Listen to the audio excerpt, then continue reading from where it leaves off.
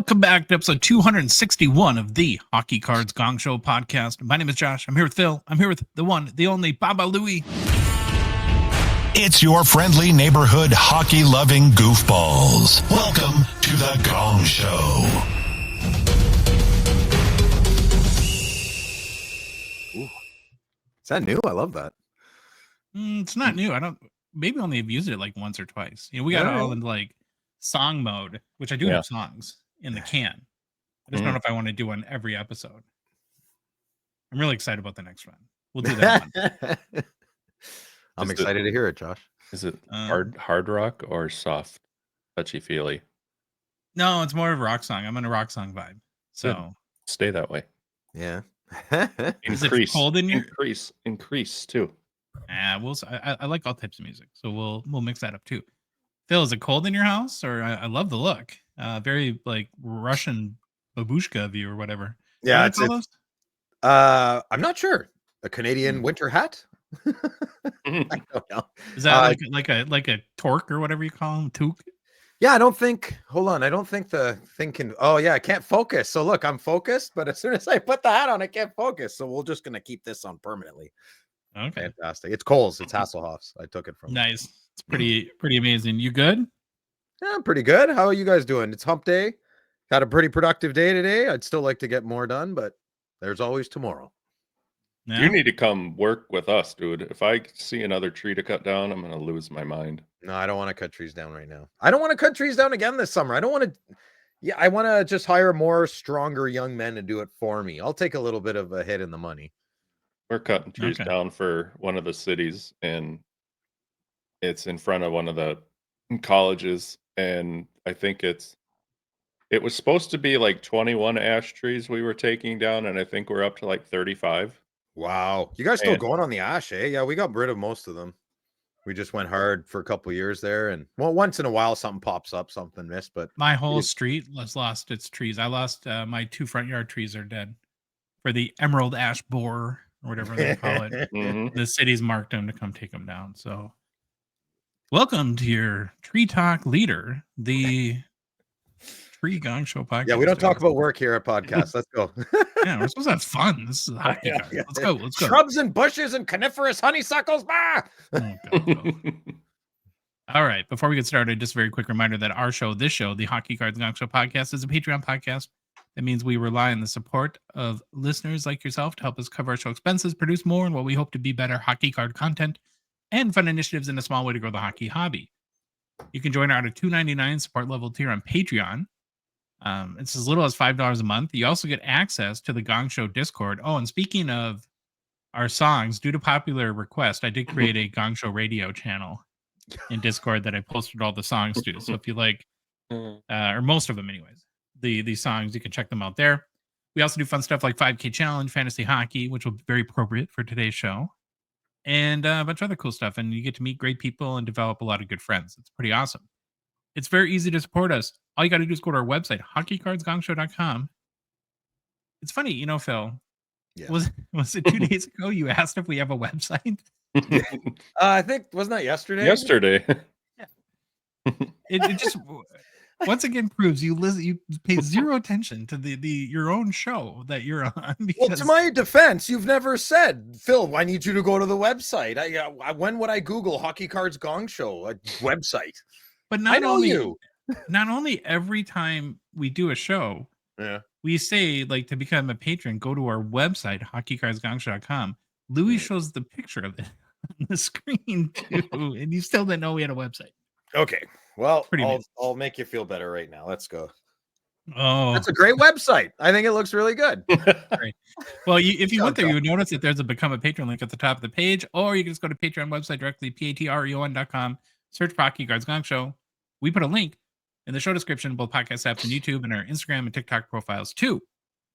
Holy moly! Since our last show just a couple days ago, we have 3 new patrons that have joined the fun, I guess. Yeah. Nice. Yep. And who are they, Lee? Oh, first one.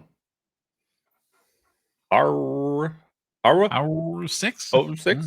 Welcome, R6. Yeah. Welcome, then we got, is it Maddie Divine? Yeah, welcome, Oh, yeah, Matty. Matty's good. Yeah, I've chatted with Matty. Welcome. I recognize him from Mailbag. It's funny when you see these guys like their names from Mailbag, and it's like, oh, sweet. Now he's in Discord. And last but not least, JJ. JJ's collection. Ooh. J and J's. J and J's. Jason and George. No, George was the G. We'll have to Maybe wait till he lets us know. Jessica and Jennifer. Oh, that would be awesome. Ooh. Yeah. Great. All right, Louis, what's the game plan? Oh boy, do we got one heck of a game plan today, you guys. Here we go. First, it's get to know your Hall of Famers. Then we're going to move on into Hobby Deep Dive Sets Edition. And it's Hobby News. Then it's off to a Fantasy Hockey Update with Fired Up Fantasy. Then it's a 23-24 clear-cut checklist review, the Fanatics Weekly Preview, and we'll finish with some personal pickups. Thank you, Baba Louie. Looks fun. Okay, we ready? Let's go. We're going to continue with our Hall of Fame class of 1952 in our Get to Know Your Hall of Famers series. It's where we're taking a look at the lifetime's achievements and hobby market for every single Hockey Hall of Famer. Today, the player we're going to profile is none other than Moose Johnson. Well, there's a strong name for you, Phil. You like strong names. That's a strong Moose. name. It's a good hockey name. Now, I'm going to take a guess that our boy Moose was not as small as our last guy, Dickie Boone, who the 5'5" defenseman we profiled on Monday show, but we'll dive in and learn about Moose right now. So Thomas Ernest Moose Johnson lived from February 1886 until March 1963, dying at 77 years old. He was the first hockey player to earn the nickname Moose, as he became infamous for his rough style of play. So we've had a lot of guys that where one of the notes has been gentlemanly approach to the game. I think it's a little bit different for our boy Moose here. As a 14-year-old in 1900, he suffered an accident in which he survived a 2300 volt electrical shock, but the incident resulted in the loss of 2 fingers on his right hand. Wow. Yeah. Yikes. Now, Moose had a pretty long hockey career spanning from 1903 until 1931. That's 28 years.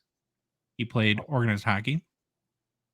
During his career, Moose played for the Montreal Hockey Club, the Montreal Wanderers, the New Minster Royals, Portland Rosebuds. Oh, so cute. And Victoria Aristocrats. Did you say Minster or Westminster? New Westminster. I got it. Yeah. I'd missed out on the West part. Sorry. Okay.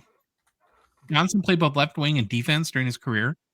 Most notably, Moose was part of 4 Stanley Cup championship teams between 1905 and 1910 as a member of the Montreal Wanderers. I like the nickname Wanderers. It's nice to say. It rolls off the tongue. Nice. Kind of a classic rock band, doesn't it? I think isn't it the "And I'm the Wanderer, Black and Decker"? Oh no, that's that advertisement worked. Moose and the Wanderers. That would be like a 60s band or something like that. When the Wanderers League, the ECHA, turned professional in 1906-07, Moose Johnson was part of the first group of professional players allowed to compete for Lord Stanley's Cup. Now, given his long career, it's pretty obvious that our guy Moose was a hockey junkie. After winning cups with the Wanderers, he headed out to Western Canada to play in the newly formed PCHA with a number of teams over a decade, and in which he was named PCHA First Team All-Star 8 times. That's crazy. Oh, he's a big boy. Yeah. He's a big guy. Moose is, I don't think he's 1,500 pounds big like a moose, but he's big for a human. In 19 Stanley Cup challenges over his career, he scored 18 goals and recorded 51 penalty minutes. He was mainly a defenseman, so that's pretty good. Here's something interesting. They think Moose Johnson might have played with the longest stick in professional hockey history. With his stick, he had a 99-inch reach out on the ice. Wow, that's wild. Like apparently it was an extraordinarily long stick. Now, injuries were also a big part of his career. You got to check out this anecdote from, I think it's from a newspaper in the 1930s. So in 1915, he had his jaw broken, 2 ribs fractured, 2 stitches in each his right leg and left ankle, a flattened shin bone. Oh my God. and a badly bruised thigh. The prior season with New Westminster, he received 17 stitches in one shin after it was laid open to the bone by an opposing player's skate. And he had his eye loosened in its socket from an especially violent body check. Come on, man. What are you doing? Oh, God. Well, here's the best part. Nevertheless, in a tribute to his toughness, Johnson only missed one game in those 2 seasons. What's this guy? Wow. I think he might be my favorite out of all these. Yeah. Now, if you're watching on YouTube, what's pictured is this a diagram of those injuries that he suffered that ran in the Oregon, as Troy would like to say, Daily Journal in 1930. Johnson would later play minor professional hockey in California, Minnesota, and Oregon before retiring at the age of 45 in 1931. In 1937, Washington Evening Star writer Arthur Mann wrote this about Moose Johnson. Nobody ever knew how Moose Johnson got so tough, but tough he was. He had taken up hockey after losing 3 fingers in his right hand in a railroad accident. He had been a train brakeman. At the age of 44, Moose went back to railroading. The ice game had been a pleasantly rough interlude through life. Yeah, so. Sounds like he just picked up hockey to keep busy, like, I lost 3 fingers. I should do something. I guess. Now, what you care about Moose Johnson? He's remembered as one of the premier defensemen of early hockey, bridging the amateur and professional eras. His combination of size, skill, and toughness helped set the standard for modern defensemen. He was known for his rugged physical style play on defense, making him a fearsome opponent. He was one of the first defensemen to opt a more mobile, skating-oriented approach, which was revolutionary in an era when defense was mostly static. So, would you just sat there as a defenseman? Or, I don't know. He would elevate the profile of the Pacific Coast Hockey Association, a league known for innovations such as introduction of the blue line, forward passing, and the use of playoffs to determine champions. Johnson was not only a hard-nosed defenseman, but also had the skill to contribute offensively, a rare quality for blue liners at his time, or of his time.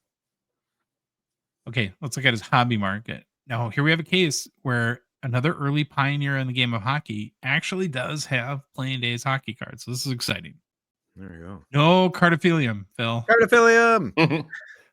So Johnson has a card in all 3 of the first hockey sets, starting in the 1910 C56 set, where they did spell his name Johnston, unfortunately. But the top-selling copy is this PSA 6 that sold for $2,950 in January of 2024.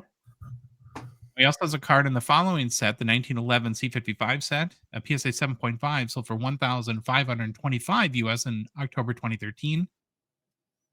And then you can also find a Moose Johnson card in the 1912 C57 set as well. This PSA 4 copy sold for $932 just a few days ago, January 23rd of this year. And then finally, in the 1960-61 top set, they included a Moose Johnson card in their all-time greats insert set as well, which you can get, $10 to $20 raw in, condition issues, or buy it graded too. You know what I'm liking about Ernest here is a lot of people that we've gone through already have had very different pictures from their own pictures, like every picture we show is very different. Ernest, Mr. Johnson here, has a very pronounced chin and he always seems to have the same haircut. So he looks very consistent in all his pictures. I like it. There we go. That's your Hall of Famer, Moose Johnson. So a pretty interesting story. These guys have the craziest stories. I'm kind of worried, like when we get to Pat LaFontaine, it's going to be, not as exciting. Maybe it will. I know. He won a mini sticks tournament when he was 11. How many mooses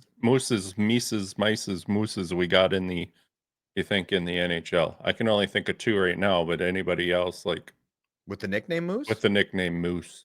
I only know Messier. Okay. I didn't even think of Messier. Who else are you thinking? We got Marcus Foligno. Oh, he's Moose? Yeah, Moose. And then I believe the now Carolina Hurricane Rantanen is also called Moose. Oh, yeah, they call him Moose too. Attaboy, Louis. I didn't know that. Look at you. Sometimes it works up here. Yeah, I know. The 3 of us equal a person. Yes. That was another Baba Louie Hobby Hot Take. You're in that one, man. That was Thanks. excellent. Can I add on to that a tiny bit, though? Sure. So in this 1952 Hall of Fame class, this was not the first moose that we're going to profile. No. Yeah, there's two. Spoiler alert. Well, what's the plural of moose? Mooses? Moose. Ooh, the So Canadian should if goose know. is geese, A pack of moose. A pack of moose.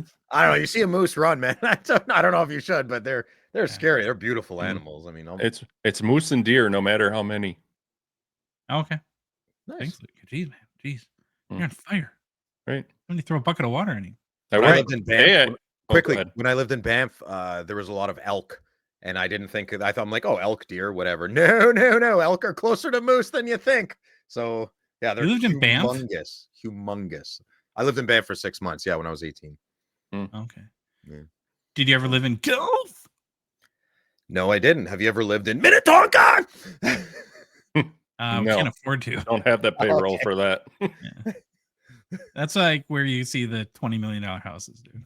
You live in Farmington and there's no farms, and you're making fun of a city up here. You should. All we are is farms. Oh, really? I've never heard you guys ever Google talk map. Google map the Farmington High School. Google map the Farmington High School, and the burden is on you to prove it to me.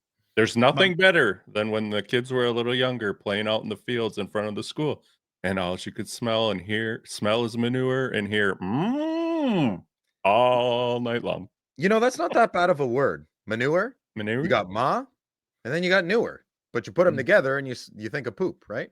Okay. My friend George told me that. Anyway, we've derailed a lot again.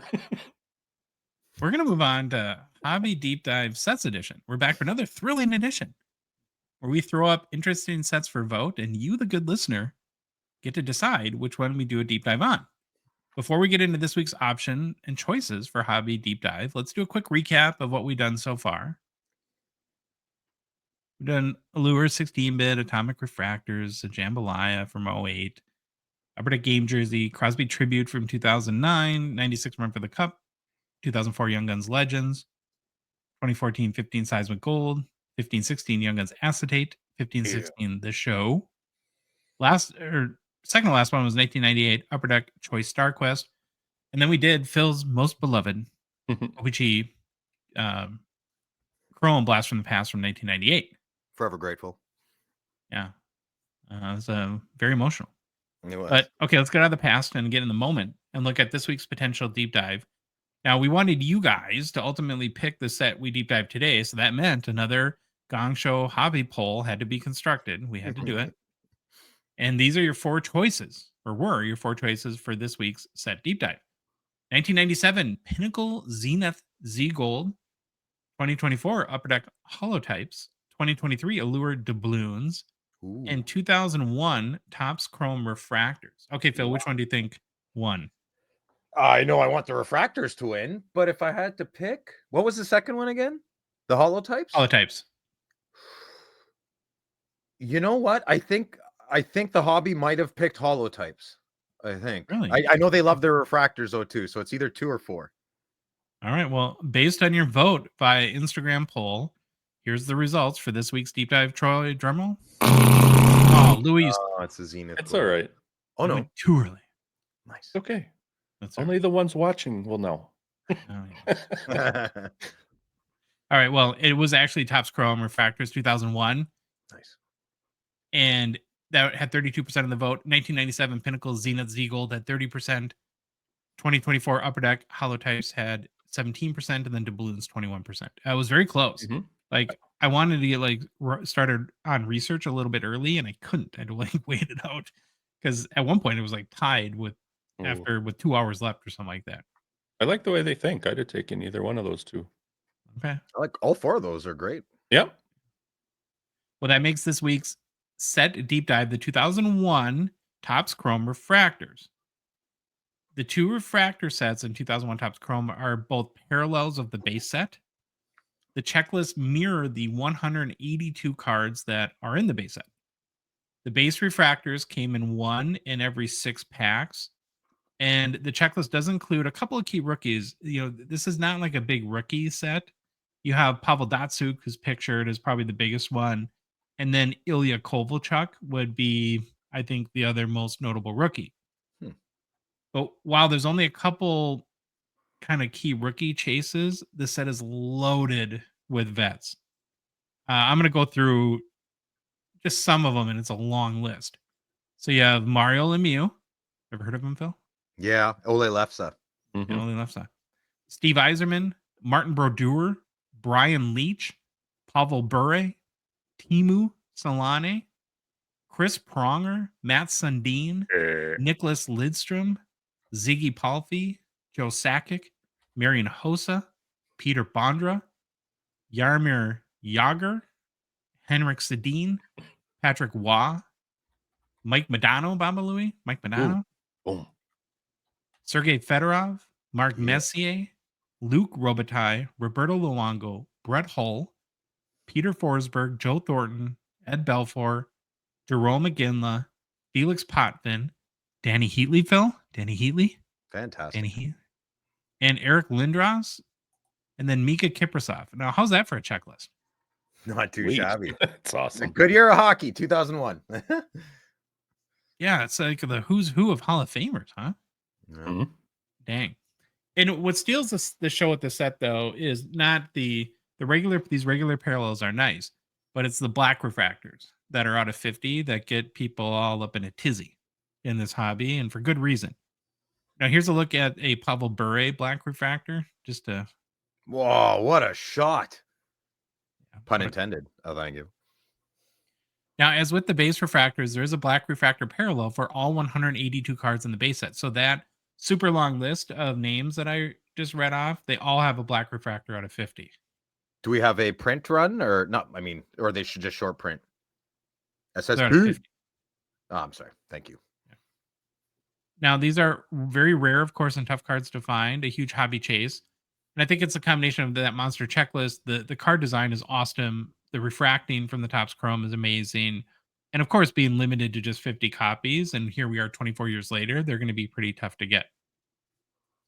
Well, let's take a look at the top 5 highest selling 2001 Topps Chrome refractors to date per card letter sales history, along with each's top sale. And remember, any sale made via eBay within the 3-year look back window has been verified as paid for in Terapeak.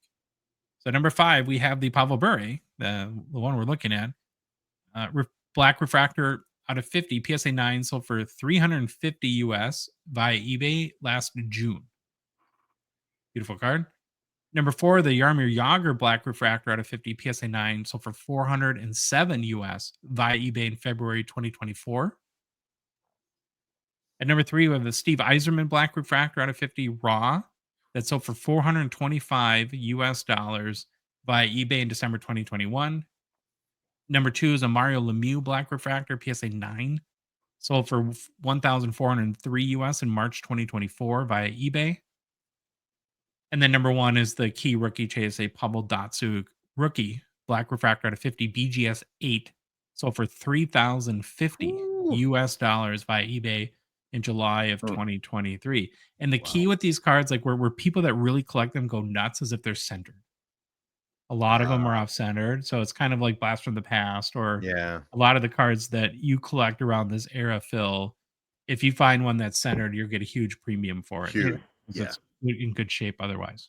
As a buyer, I can very much attest to that. There's still 2 Gretzky refractors on eBay, and people aren't touching them because they're pretty off center. Sorry to the seller, but.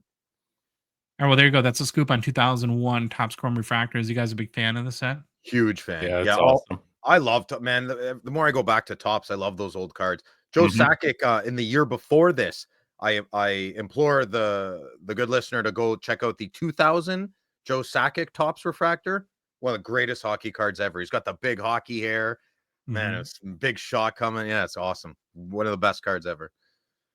I would say, too, for people that get frustrated, that think that that it costs hundreds of thousands of dollars to get good cards in this hobby, those base refractors are super nice looking, and raw especially, you can get them in the $20 to $40 range for that list of Hall of Famers that I mentioned. Put them in a one-touch. Yeah, they just look amazing. It's a really nice card, and you could spend a year just collecting this set. I would be very, very happy doing that. Yeah, it's even if they're not the blacks, man, they're awesome.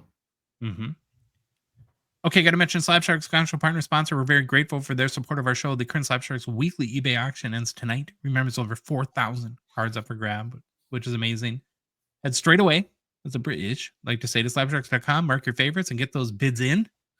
If you are a Canadian hockey cards collector, like we think Phil might be Canadian, we don't know, and you're not currently using Slabsharks for eBay consignment services, then we'd strongly recommend you check them out. Slabsharks makes it very easy to sell your cards on eBay. They basically do all the work for you, so you don't have to. They'll take professional photos, list your cards, answer any buyer questions that potential buyers have, and hunt down payment from winners, and most importantly, handle any post-sale issues. They ship to Canada, the US, all over the place. They just do it all. But even better, your cards get included in their monster weekly auctions that have the hockey hobbies attention for sure. So for complete consignment info, including payout rates, head to slabsharks.com. Get the process started today. Hobby news. Hobby news. Hobby news. Okay. Oh, wow. Kind of like that. Well, I teased this one to you right before we started recording. You were oblivious, Phil. Shocking. That there's a little story out of the other day. And yes, I still acknowledge I didn't have the guts to do it to Darren Ravel's face. I know. Big baby. Yeah. Big baby am I. Wussy. You're a wussy.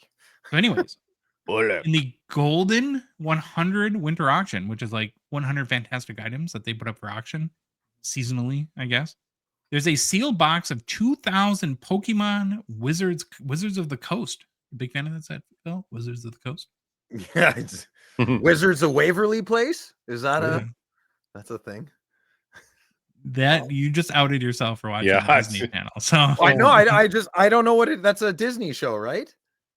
Yeah, this is where you go. Is that? I think no, I don't know. I don't. Show, right? I only know that I dated a woman who had a little sister, and they always used to fight because her show was on.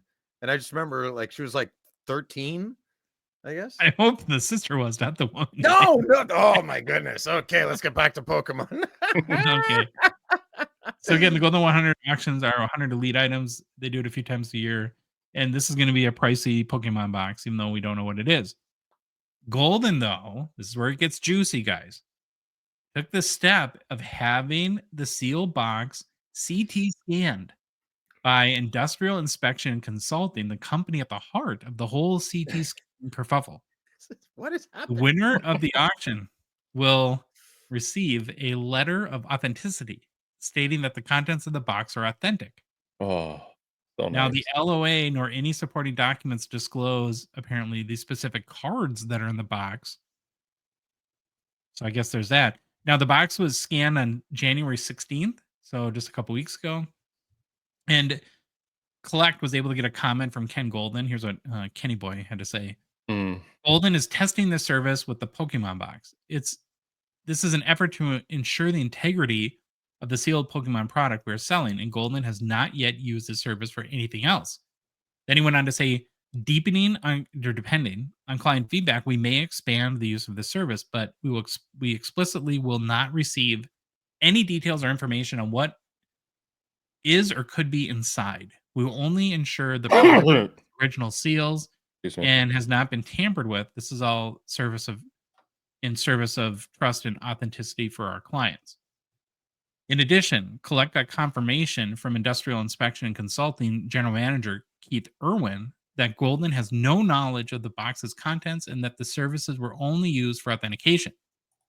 Golden is believed to be the first major auction house to use CT scanning to verify the authenticity of the sealed box. So, what do we make of this? I think it's quite peculiar, and I don't know. I need to absorb this. Oh, I think I'm frozen on the screen. Yeah. Yeah, you look good though. What is that? Yeah, what's happening? I guess I'll just keep talking. That's a little weird. I think you're picking your nose. Yeah, I try to do it privately. I mean, okay. I don't mind if people see me. All right, well, we'll pause for a second, then we'll come back so that you can be, because I'm creeped out by where your eyes are at. Yeah. You don't like it? No. It's different. I think it might set a bad precedent or a good precedent if they do it properly, but I don't know how you would do it properly. My concern would be, who has access to the CT scan? It better be like, even if it's just two people, they're human beings with, I don't know, there's collusion. Right. There could be, I have trust issues, and now we're opening the circle of trust to bigger people or other people, more variables Mm-hmm. to So breach. next week, what's going to happen on Tuesday at 12:16 p.m.? There's going to be a breach, and the 2,000 Pokemon Wizards of the Coast list is going to be sent out of what was in that box. Yeah, Yeah, like maybe. a lot of there's a lot of options for silly bad acting activity to happen, Mm-hmm. but it needs, I understand why they're doing it. I'm really waiting for the manufacturers to get a hold of Yeah. this. I think that would make me feel the best. I think the biggest thing right now is this whole CT scanning thing still has a bad taste in my mouth. So Yeah. Good point. right now, I'm not going Yeah. to like it. I don't like it. If you're going to say, well, we're just doing it for a CYA thing, and just to make sure that what's supposed to be in the box is in the box. Come on, stop. Don't tell me you don't want to know what's in there either. If I could find out what was in my Christmas gifts by scanning Mm-hmm. them, Yeah. you bet I'd want to know. What if they, like, where's the trust and authenticity coming from? Who's it coming from, right? So if I own a case of 2005 and 6 the cup, and I Yeah. give it to Golden, and Golden's like, "Okay, Phil, just to let you know, we're going to CT scan this case to make sure the contents are what you say it is." I would like to think I would say, "I'd rather you didn't, Mm-hmm. and I don't think Yeah. I'm going to give you my case for auction." Yeah, I I think I could kind of top that think you just hit to the heart of it for me, out. Okay. because I've been thinking a lot about this for a day or so. And on one hand, it's like, if you're gonna buy, I don't know how much this box will go for, but let's say it goes for 25 grand. If you're gonna spend 25 grand on a box, yeah, you'd probably like peace of mind to know that there's actually Pokemon cards in it, and not cases like we've seen with GI Joe cards, or where somebody totally gets hosed from what they bought, especially if you plan to open it. Mhm. So I understand that side of it. And I've been trying to think, well, why am I just not don't feel right about this? And it kind of hit me this morning that, to me, it's the duplicity of the company doing it. So on one hand, we've already talked a bunch, and we had Nick Andrews on about industrial inspection and consulting, how they are scanning boxes and showing people the content so that people can know what they have in their box, or they could decide which boxes are good and not, and are potentially fraudulently selling those cards on eBay. Mhm. And that's, nobody likes that, and there's questionable ethics around that. So then, now on the other hand, to have them working with auction houses, the same company, Yeah. That's crazy. to authenticate boxes, it just feels off to me. Where's the integrity, right? Like, where, like, Yeah. I don't know if that's the right word, but Oh it yeah. doesn't. Oh, did this part of our business, there's ethical questions, but this other part, don't worry about it. It's on the up and up, right? It's like, Mm. I don't understand that. You're either, like, if this company had started and they only did authentication, and they had a third party independent process, and maybe, like, to Louis, to your point, where they've proven that once it's scanned and authenticated, the contents or any data or files or images related to what the cards are destroyed. And That's Josh, that's genius. There should, yeah, if they were or approach this differently, they could have created a new company, could have been the same guys, and just been a third party authenticator, and Mhm. they can, prove that they destroy the evidence after, and all the buyer needs to know, who all the bidders need to know is, this third party gave their green check mark of approval that the contents are what they say they Yep. are.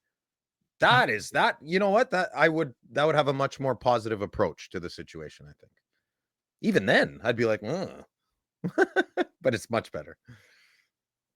I'm Uh, curious to see too, like, and again, we don't know Pokemon very well, where this will end up from a bid perspective. If people will have a higher degree of confidence that, well, we know it's Pokemon cards, so they'll bid higher and more, or if just sort of the feelings on scanning will shy people away from the auction. If you guys had to guess what the result or what the outcome will be, which way would you guess?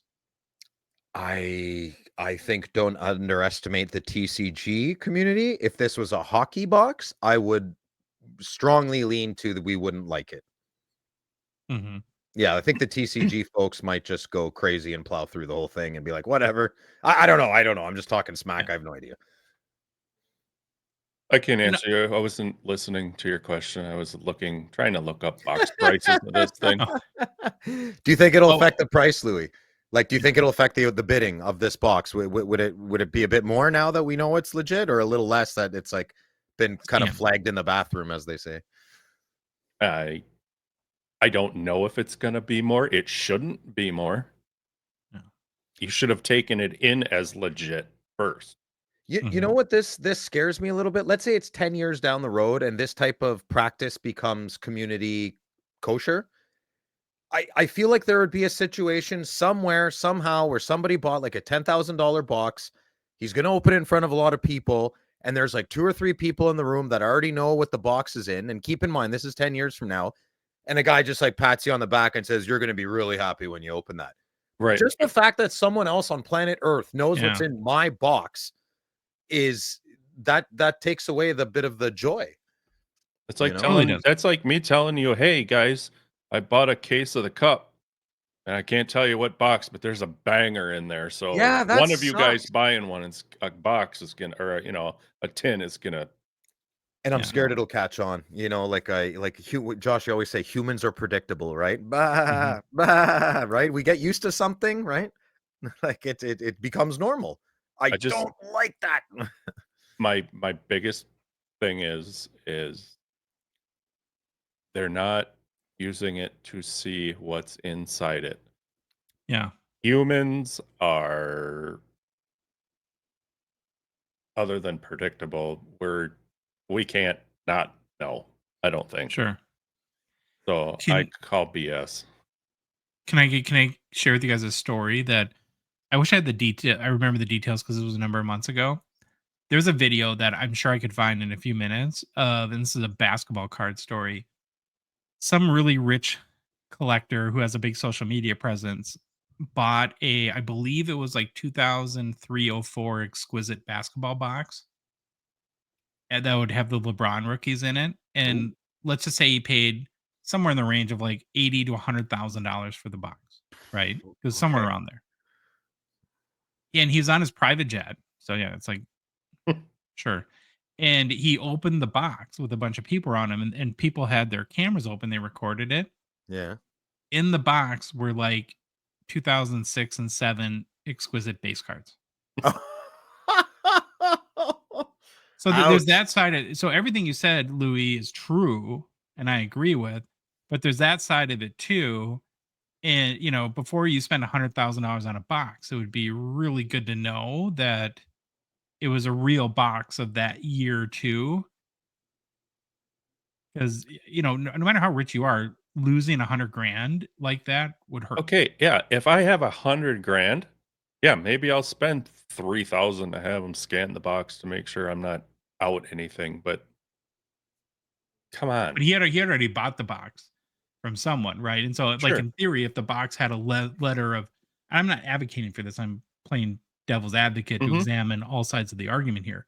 But if that box, if here's this box of 100 grand, and it comes with it the letter saying that yes, it is authentic, it hasn't been opened, and all the cards in it are from that year. Hmm. I could see the positives of that as a buyer, right? But how do you prevent it from going to that next level where it's the cards themselves have been examined, and if that factored in, because you don't want to spend $100,000 on a known to be dud box either. No. The I think I hope we don't really keep talking about this as the years come on. And I mean what I said earlier. I really strongly hope and pray, and I'm not religious, that the card manufacturing companies are having major discussions in their back rooms. All it's going to take is one, and then the one will copy the other, right? Is maybe it'll be a bit different. But that would be good, though. I mean, just yes, very, very good. I don't want this to become normal. We will get used to it. People will get used to it. It'll just be part of the game. Ugh, let's not do that, guys. Let's not. Yeah, I don't think this is going away. Yeah. And if it's to the point where Golden is now, here's where I actually give Golden a little bit of credit too. Again, I'm not sure I like this. I lean towards I don't like this service, but at least they've come out openly that they did it. They're disclosing it. Mm-hmm. Part of I think if you read into the Collect article, they mentioned that other auction houses might be doing this too, just under the radar a little bit. I don't like that even more. And that Golden's acknowledging that it's a test, and that based on feedback, they'll make a decision to do it more or maybe less. Well, that's how you do it. Never get. Then Golden's doing it the best way, right? Being open and honest, full disclosure. That's the way to do it. And I'm okay with it. I get it. I'm okay with that, but I'm gonna say this, and oh my God, I mean, I don't want it. This could be the fall of any company that does this. I don't care who it is, because if whoever scanned these boxes knows what's in there, and there's a list, and that list gets out of what's in this box, said company is done. It's gonna happen. What's in the box? It's gonna happen. 100%. No. Yeah. I don't listen. There's lots of money flying around, and some people have, we all have our own morals, but some morals are easier swayed than others, right? If you want to play that game, it's like Russian roulette to me. We're gonna, I'm saying, hey, we don't care. Yeah. We're just doing this. We're trying this. This is my cover my butt statement. I hope to God this list. Hope nothing comes out anywhere that says what's in this box. That's all I don't know. I hate it. I just Nick, it's nervous. It's uneasy. It's unnerving. This whole CT scanning is unnerving. Yeah, I like how, as I said, how Golden has been forthcoming in that they're doing this. Where I would critique them is the company they chose to do it with. Because I'm really having a problem with, well, on one hand, we do it to help people scam people over here, but for you, we're going to do it on the up and up. It's like, you are or you aren't, and but I don't know. I mean, it's like, I think that there has been permanent impact from this whole scanning story too. Like, I would never, ever, ever buy a box of the cup on eBay. No. A year ago, I probably would have. I'm it's changed for me. I mean, we don't really buy crazy big boxes, but once in a while we do. And sure. This is where your relationship with your LCS maybe should go to the next level. Mine has in this past year, and I'm very grateful, and I have nothing but trust for my boys at Out of the Box. And if I wanted to buy anything, it's going to be from their warehouse because I trust them. Yeah. Well, we'll see where this goes. I mean, you think it's going to go away, and then it comes roaring back. So, I think it's roaring always. We just don't think about it all the time. I have to give confidence to Upper Deck. I have to give confidence to Topps. I firmly believe there are big discussions. They're just not talking about it, and they're going to figure this out. I have to believe that. When you're stranded on an island, you have to have hope. You will be rescued. So that's what this is. All right, let's move on. Oh, Louis. Yeah. Our boy. Not fantastic news out in Minnesota in the wild. Oh, yeah. Our superstar, Kirill the Thrill, is out again. That's fine. It's fine. Yeah. Now, Dollar Bill Kirill has a lower body injury. I've heard it's like something hip, maybe sports hernia. Who knows? Right? But it is significant enough where he'll miss at least 4 weeks. So I guess in case the Wild make the playoffs. Stop. That's not funny. Jesus, warn me, man. Oh my God. Yeah. That's not nice. In case we make the playoffs, he should be back. One of the things that I hadn't realized initially, but is this is where the 4 nations and the fact that Russia isn't in it, and there's a 2-week hockey hiatus will help us a little bit, Baba Louie. That'll be part of his recovery period. Sure. So, excited about that. Kaprizov has already missed a month due to the injury. So 2024-25 not turning out so well availability-wise for our star player here in Minnesota. And, of course, the best ability in sports is what, Phil? Structure. It's availability. The number one ability is availability, right? Now, when he's been on the ice this season, he's been awesome. 23 goals, 29 assists, 52 points in 37 games. So it's a bummer, but hopefully he'll be back soon at full strength. And Kaprizov is a 2020 Young Guns PSA 10 pop 5,614. 66% generate less for 134 US on January 27th. Down 29% in the past 2 weeks. Down 21% in the past 3 months. Now, if you look at the 52-week low for a PSA 10 is 88 US dollars, 52-week high 225. I know it could be worse, and some guy has done worse, but I actually bought a 9 because at the time I couldn't afford a 10. But I bought my 9 for the last 10 sale price. Oh. Ouch. Yeah. Well, Troy bought a 10 for $750. So yeah, you'll never. I got some doozies, man. You're okay, Louis. You're okay. Yeah. And how do we say this delicately, Louis? And maybe you'll disagree with me. We'll see. Okay. Our Minnesota Wild, we love them. They're significantly less fun to watch when 97's not on the ice. I would agree. Yeah. So hopefully it gets back soon. Oh boy. All right. Somebody added a PSA story. That was me. Okay, Phil. Some guy. Sometimes I had hobby news stories. Hobby news. So yeah, PSA price increase on bulk submissions.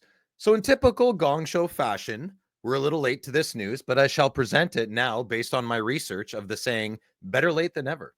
So PSA dropped an announcement on Thursday, January 16th about updated pricing for some of their grading services. These are set to take effect from the Wayback Machine on Friday, January 17th, because who doesn't have last minute surprises, right? They seem to have done it the night before. So let's kick things off with some good news. The most commonly used services for regular PSA customers, which is probably most people listening, would be Value, Value Plus, and Regular. Those remain unchanged. Those tiers cover standard submissions with turnaround times ranging from 10 to 45 business days, depending on the level. Prices for these services will stay at $24.99, $30.99, and $74.99 respectively. Now, if you need your card graded in a hurry, brace yourself in for some price hikes, folks. Express service jumps from $129 to $149 per card. Super Express sees an increase from $249 to $299. And if you're going all out with a walkthrough submission, get ready. Get ready. Biggest hit. Prices are rising from $4.99 to $5.99. So it's not really a big deal for Josh, Phil, and Louie, but I know this will affect or effect, I never know which one to use, some good listeners. So make sure you're up to date by going to the PSA's website. They lay it all pretty simple, pretty accurate, obviously. And yeah, that's it. So just a little bit of a bump there. Hey, with this, is $24.99 the lowest price for one card to be submitted to PSA to be graded? I believe so, according to what Phil just said. But I've never actually sent it in a while. So, Sylvain, don't ask me. That's insane. Well, you might be able to get like better rates with like bulk submitters. And so GameStop, like a lot of guys. So I read a lot. I kept that as simple as I could. It's very bonkers, but that's the gist of it. And that's what's happening. A lot of people, bulk submitters, are recommending to go to GameStop. Apparently you can pay a monthly fee and just kind of pump them all out. Yeah. Something like that. But I believe GameStop just upped that fee as well. I don't know, man. The times are tough. People are trying to scrape. So, hey, so far so good.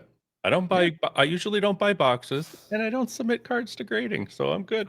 Yeah, but a lot of our listeners do, so I think it's important we brought that up. I'm glad you found it. Well, again, PSA is a company you can't find anyone to say something nice about, but yet they grade 1.2 million cards a month. Right. Oh, it's like that. There's a disconnect for me there. And actually, I'm feeling like controversial today. I like this, Josh. Come to my I want to side, run something by you guys that I've been noodling for a little bit now. is it better in a way to have like PSA be more expensive than less expensive? Now, here's my train of thought. A little bit of me gets worried that there's going to be so many PSA cards on the, in existence. Like again, I mean, they're what 15 million a year or something like that. Like, would so if the price is a little bit more, does it make you think, oh, is this card like actually really worth grading versus send it all in? It's $8. Like you get like with SGC sometimes. Am I onto something or am I on something? Yeah, it just might flood the market, but it might be such a staple in the market that you want it around, right? I think same cliche. Time will tell. There are too many slabs. Come on, you guys are more against, or not against. You're less enthralled with grading than I am. Yeah, it's not my hobby. I don't. Sure. I'm not even angry anymore. It's just it is what it is. That's why I like presenting this. I think it's good. I'm not upset. It is. People use PSA a lot. I would grade a card if I thought it was worthy of grading if I was gonna sell it. Sure. Yes, I think I agree with Louis. I'm still gonna grade my Patrick Waugh and sell it. But And I'll be other honest than that, about it too. Yeah. no, why? I don't care. Well, sure. Yeah, I mean that's Mhm. everyone has the choice to make, and it's whatever floats your boat, right? It's like collect what you love, collect how you want, Mhm. that sort of thing. Yeah, I have nothing against people that throw their cards in to get graded. That's totally awesome. I love it. But I'll buy a 9 from somebody and Sure. it's cracked as soon as I can get around to it. Because I have an appreciation for grading as well as raw. Like I probably buy mostly raw, but I like graded cards too. That's I guess where I'm coming from is I would like a PSA 10 to remain special, Yeah. right, and not have a lot of them. And so I'm not advocating for like ridiculously oppressive grading prices, but I don't know if I'd want PSA to be like $6 a card, Well, they should be the where most expensive. where I would. literally everyone, yeah, would send in all of their cards, and then it would be too many slabs in existence if that You know makes what I sense. There think they isn't should already do? many. Get rid of your up charges, right? That I Mhm. have strong opinions on, not much else, but get rid of the up charges and 30% raise your prices all across the board. You'll rake it in. You'll make more. You'll make more at the end. Yeah. Yeah, and then puts that you're adding pedigree to your product, I think. Mhm. All right, guys. Let's continue on. I thought for a long time that there's a strong correlation between hockey card collecting and participating in fantasy hockey. And Phil, by fantasy hockey, I'm not talking about like when you run around your bedroom in your undies pretending to be in the It's like the Stanley Cup Finals. That's your version of fantasy My hockey. tidy whities with my Ottawa Yeah. Sens underwear, yeah. I mean the other kind. So we've actually been hunting and searching. We've scoured the world for someone that knows their stuff in the fantasy hockey community and is actually willing to come on the show. Which is, we found this gentleman, Jared, from the YouTube channel Fired Up Fantasy Hockey. It's a great channel. You guys should definitely check it out. It has some awesome fantasy content, and he was willing to come on this dumpster fire and spread his fantasy knowledge and hot takes. So, with that, we hope you enjoy our conversation with Jared from Fired Up Fantasy. Unless you're talking. All right, we are very pleased to welcome to the Gong Show Jared from Fired Up Fantasy, the YouTube channel, for our first ever fantasy conversation on the show. So I'm kind of excited about that. You excited, Phil? We actually get a person on here with full hockey knowledge. Very excited. Yes. Look at his like pro mic setup. Gosh, you got the whole deal, Jared. You're like, I know he's the real deal. Eh? You're really good at this. Well, welcome to the show. Yeah, guys, thanks for having me. Super excited to do this. Okay, so let's just start from the basics. Like, how did you get into fantasy hockey, and what led you to start the Fired Up Fantasy YouTube channel, which is very successful and has great videos, by the way. Thank you very much. Yeah, so I started watching hockey when I was probably like 8 years old.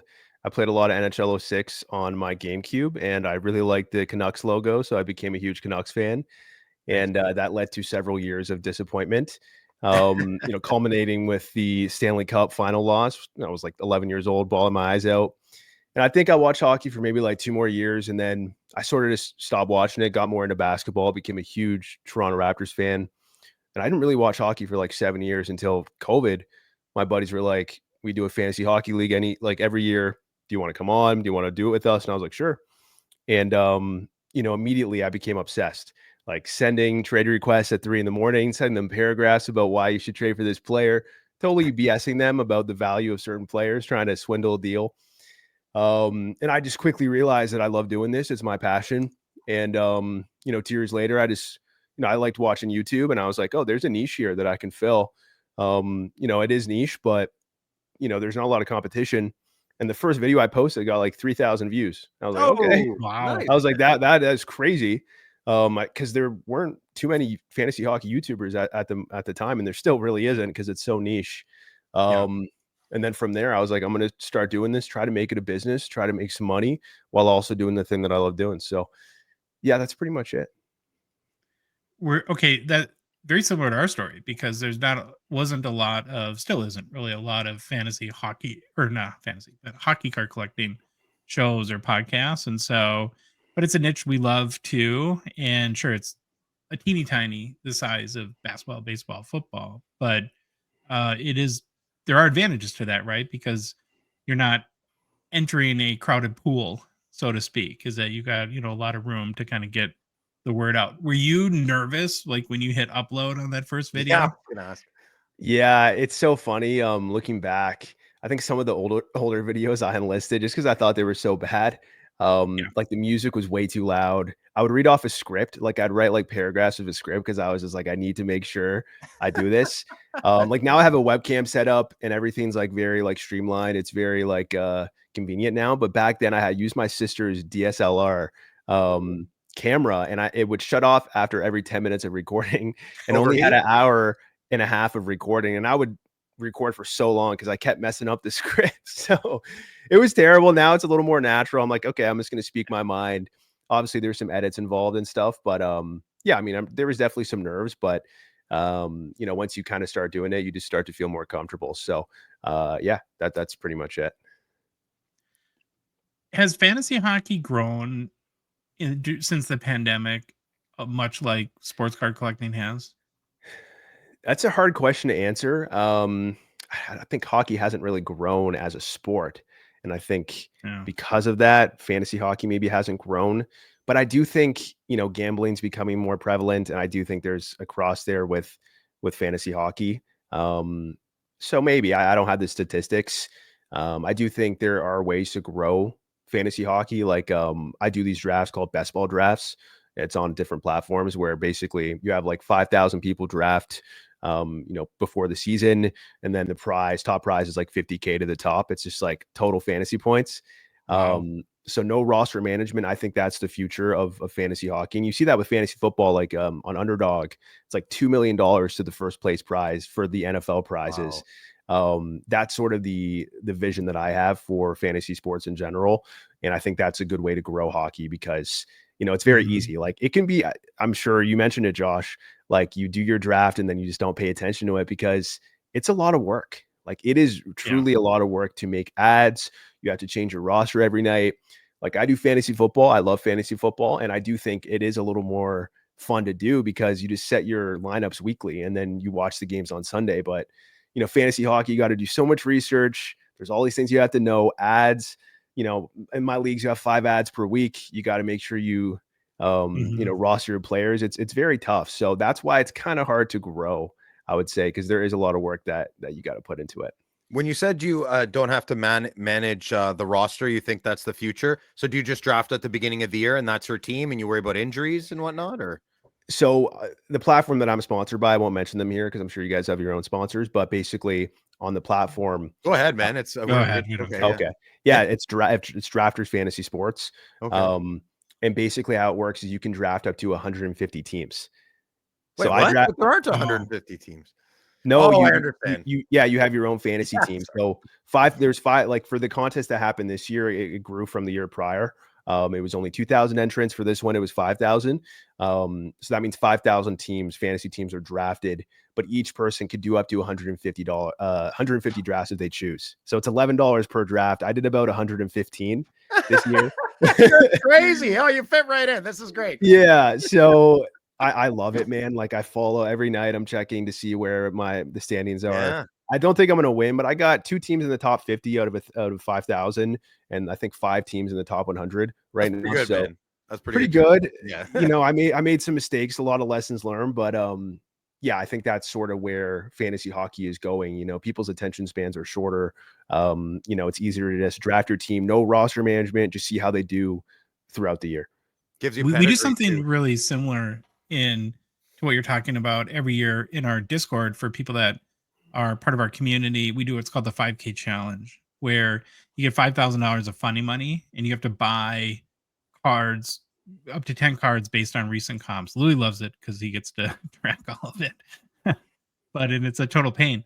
But what made me think of that as you were talking is every year I do it so we do it right before the start of the season, and then we tally the results after the Stanley Cup. It's like, what was I thinking 9 months ago? It's like, it's so hard to even as years go by and you think more and more. It's very humbling, and it makes you realize how little you do know and how hard it is to predict what the outcomes will be over a whole season. It's very tough, and injuries as well. And yeah, it's very difficult. I'm still learning about how to really accurately predict some of this stuff. But a lot of the things you need to do is it's a numbers game. You got to spread out who you draft. But yeah, very, very tough to predict for sure. What kind of fantasy do you cover? Is it just mainly like, you are a fantasy owner, you build the team throughout the season? Is like daily fantasy starting to become a thing in hockey at all, or is that a thing in hockey?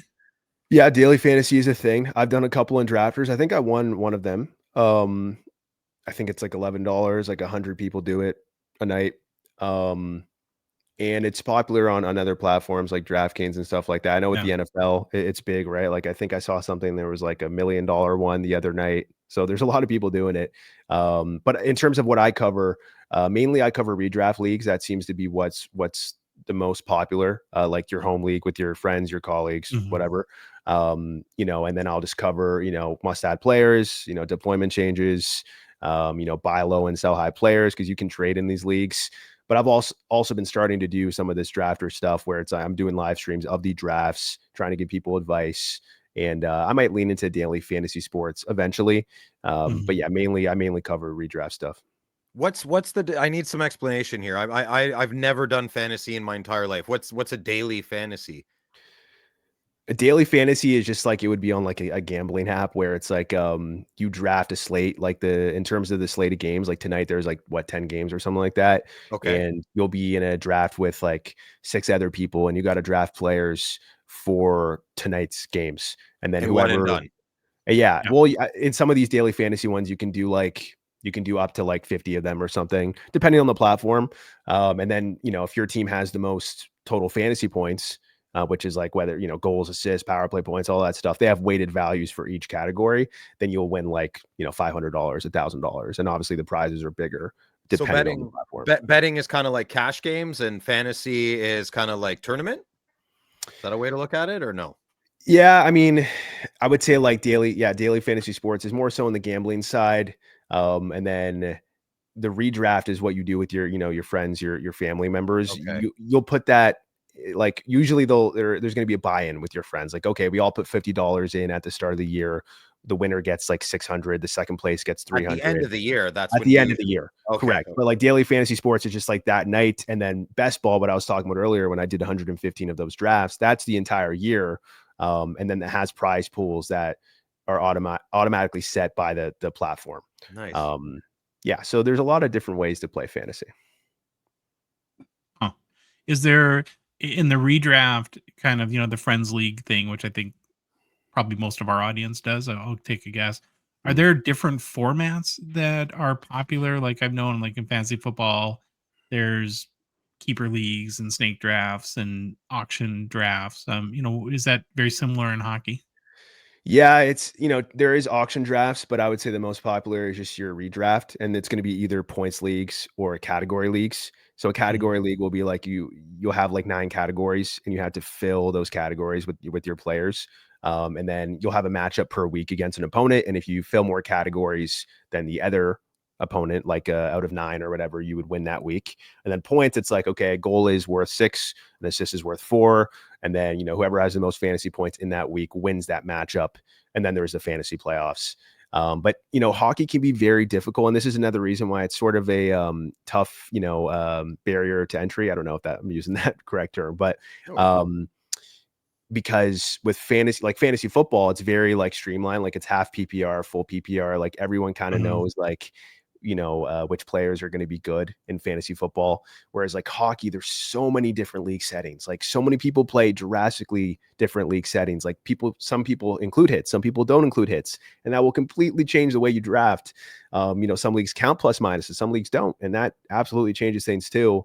Penalty minutes, etc. So it can be very tough, even making content for myself, to really try to say, okay, this player is good value, but not if you're in a league with plus minus. Don't draft this guy. Don't draft Seth Jones. Don't draft another player like this if you're in a plus minus league. So it's hard to sort of cover all the league settings, but I try my best to do so. What's the biggest mistake, most often mistake made by fantasy hockey players? The most often mistake. Good question, Josh. I would really say like not understanding your own league settings. That like, I'm sorry, that'd be Phil. That'd be me. Yeah, sorry, man. That'd be like, and it's not even like a disrespectful thing or like, oh, you're too stupid to understand. It's like, no, it takes work to actually understand. And even myself, like I had to use different platforms to completely understand my league settings. I had to input my league settings and say, okay, this is like fantasy points per game according to my settings. For me, the easiest way to like, I do a league with my high school friends, and it's so easy to exploit them in this league because, they just kind of draft every year. They don't really pay attention to it. And I know exactly which players are going to have more value than others just by looking like at their, shots, hits, and blocks totals for the last couple of years. So I would say that's the biggest thing. Some people might draft, like Lane Hutson's having an incredible season, on pace for 65 points, which would be 5th best ever by a rookie defenseman. It hasn't been done since 1979. Ray Bork is the last person who had 65 points, I believe, as a rookie. But he doesn't put up good shots, hits, and blocks. So if you're in like a category league, some people are in a banners category league where that it's really, heavily weighted towards like hits, penalty minutes, etc. If you're in that type of league, Lane Hutson's not going to be that good, even though he's producing. So yeah, I would say the biggest mistake is not understanding like what type of league you're in and which players are valuable according to that league. Did you say you're in a league? You're in a league with your buddies as well, and you smoke them constantly? Yeah, I would. I mean, I'm in first place right now. Yeah, you're killing them. So they obviously don't watch your content. I think some of them do. I think they're not paying attention because you're whooping them. But it would be pretty embarrassing if you lost to them, though. At this point, yeah, I know you can't. I came second place last year, but I was first in the regular season. I've been first in the regular season the last 3 years. But I'll come to my defense by saying, in fantasy playoffs, it's just that one last week that determines if you win, and like that, there's a lot of variables that are out of your control. In that situation. Is a team screwing you? Yeah, I mean, like things can happen for sure. If Connor McDavid puts up 0 points in your fantasy playoffs final week, like what are you going to do? You know what we call Lane Hudson?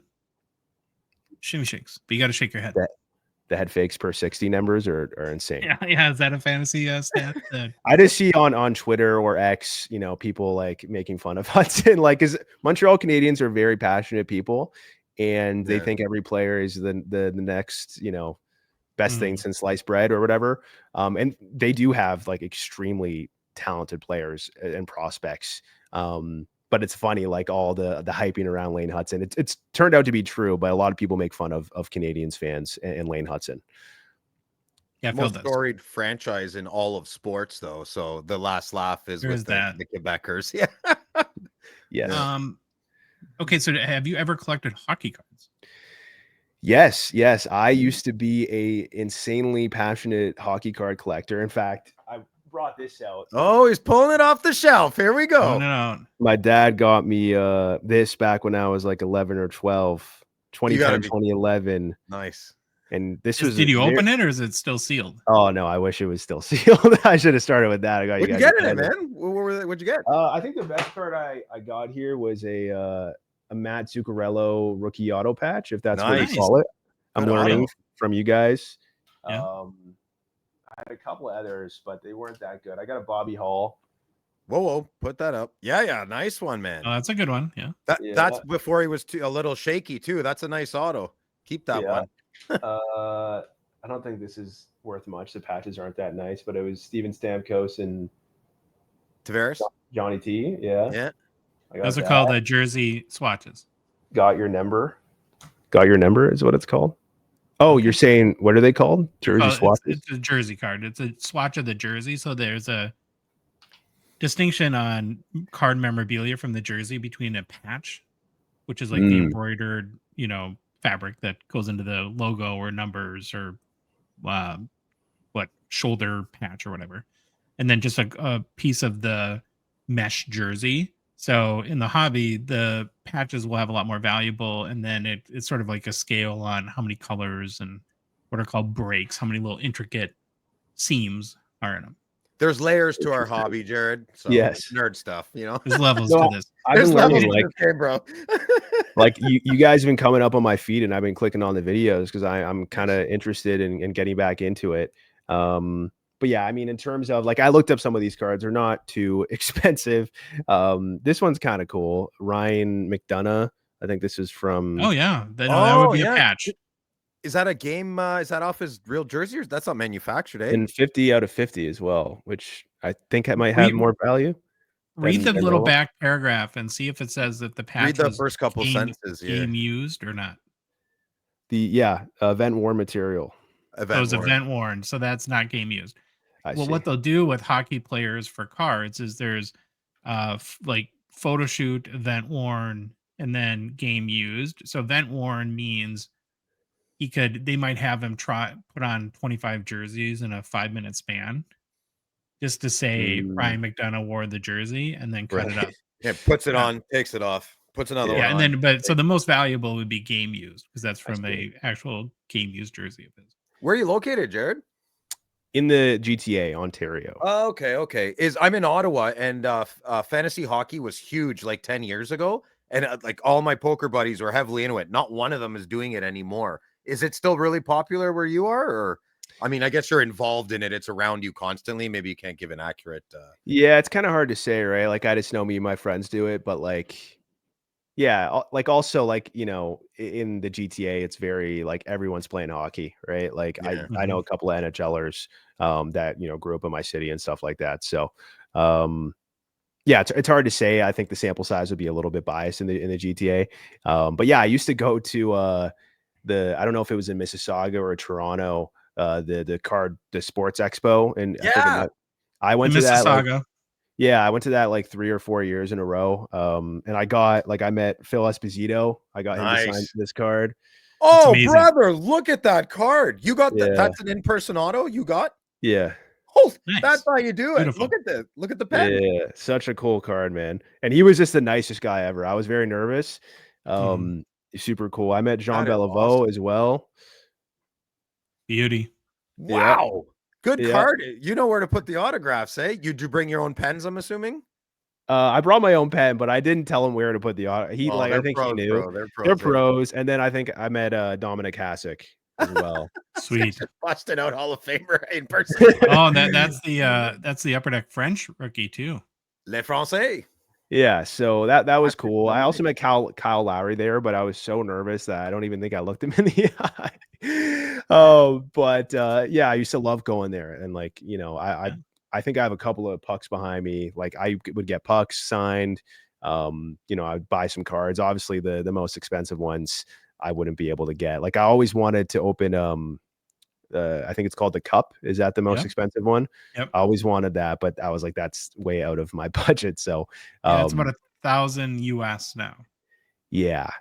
So that's why my dad got me that Christmas present that I showed you, the Panini Dominion, and I was just like over the moon for that. Kyle Lowry, he's a basketball player. Yeah, played for the Raptors. See, I know stuff. When did you go to the expo? Like, how long ago was that? probably the last time I went was like 2013, 2014. Whoa. Oh, it's huge now. You should come say hi this year. Yeah, Interesting, April yeah. 24th through 27th. It'll be You, back. you wouldn't recognize it. You wouldn't recognize Really? it.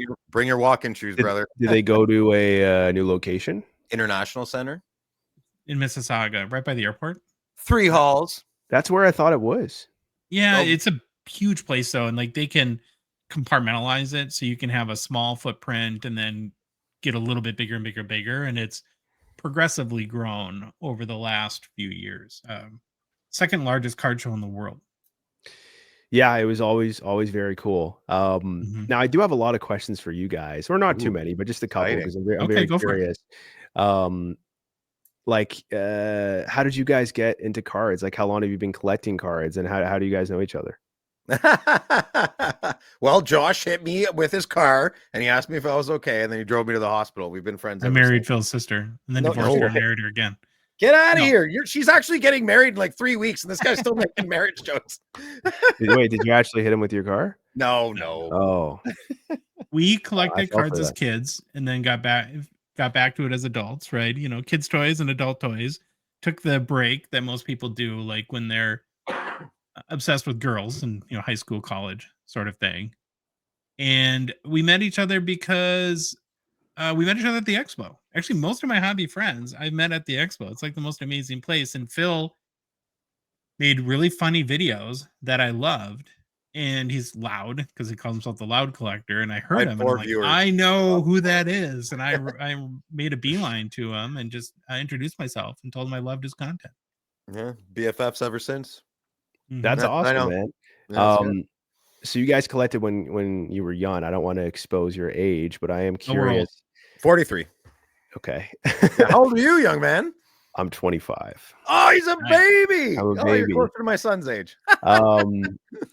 I'm curious, like, were there any cards when you were younger that you kept in pristine condition or are there any cards that you wish you kept in pristine condition? Yeah, like even like grading wasn't a thing when we first collected.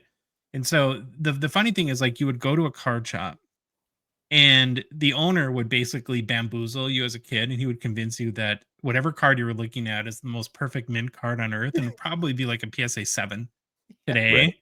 Right. And that's how, like, and that's like one of the positive things that grading did, is that there was constant squabbling over, is this a mint card? Is this a near mint card?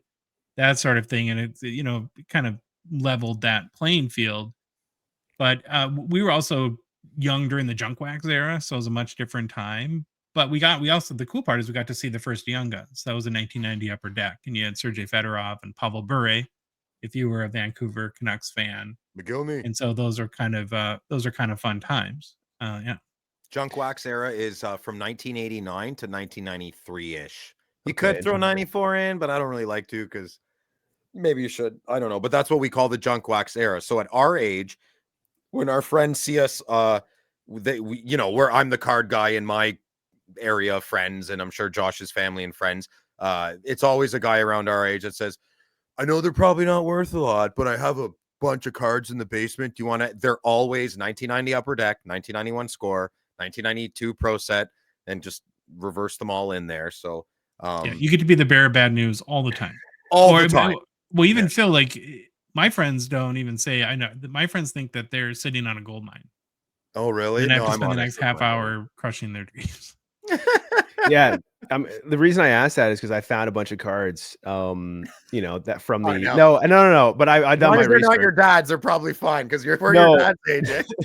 No, they were like Pro Set 1990s, and I was like, oh, maybe they're valuable. But then I Googled, and you know, I think the comment was like anything after like 1979 is worth squat.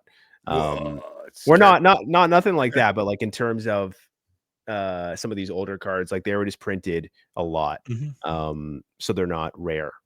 Yeah, you have to know the right cards, and you only learn that through experience. And kind of what it's done is it's created this weird dichotomy in the hobby market, where you go back to the junk wax era. You have 1990, you have Sergei Fedorov, you have Pavel Bure, you have Martin Brodeur around that time, you have Joe Sakic in 1989, you have Nicholas Lidstrom, Teemu Selanne in 1993, all these like legendary players, and their cards are not worth what a Lane Hudson rookie is, right? And so this, right, because of the people's perception of the era versus, that in the hobby where, I think there's similarities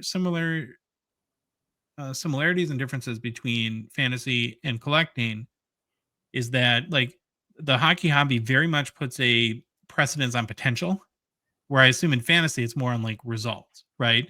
So we had a whole year of like insane Connor Bedard values, insane. People spending 25,000 US dollars on rookie cards, right? Because what they think he's going to become versus in, for the first, I'm assuming 3 months of this season, fantasy wise, he was pretty garbage.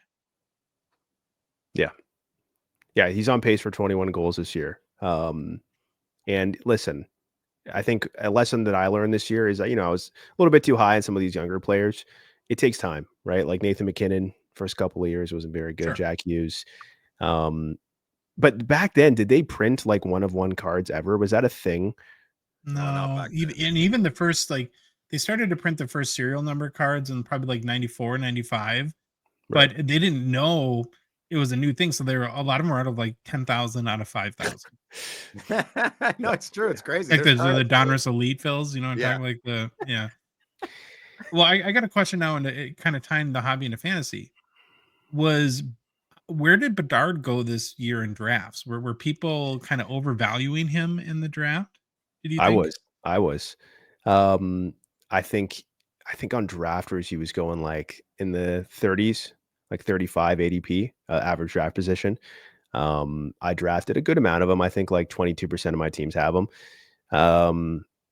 I don't know. I do think it depends. Like, I think redraft that he went a little bit later, but is he panning out at his ADP? Probably not. Right. He's playing better as of late. I think he's on pace for 71 points. And he's on the worst team in the league. I mean, right. But you had people like Frank Saravelli.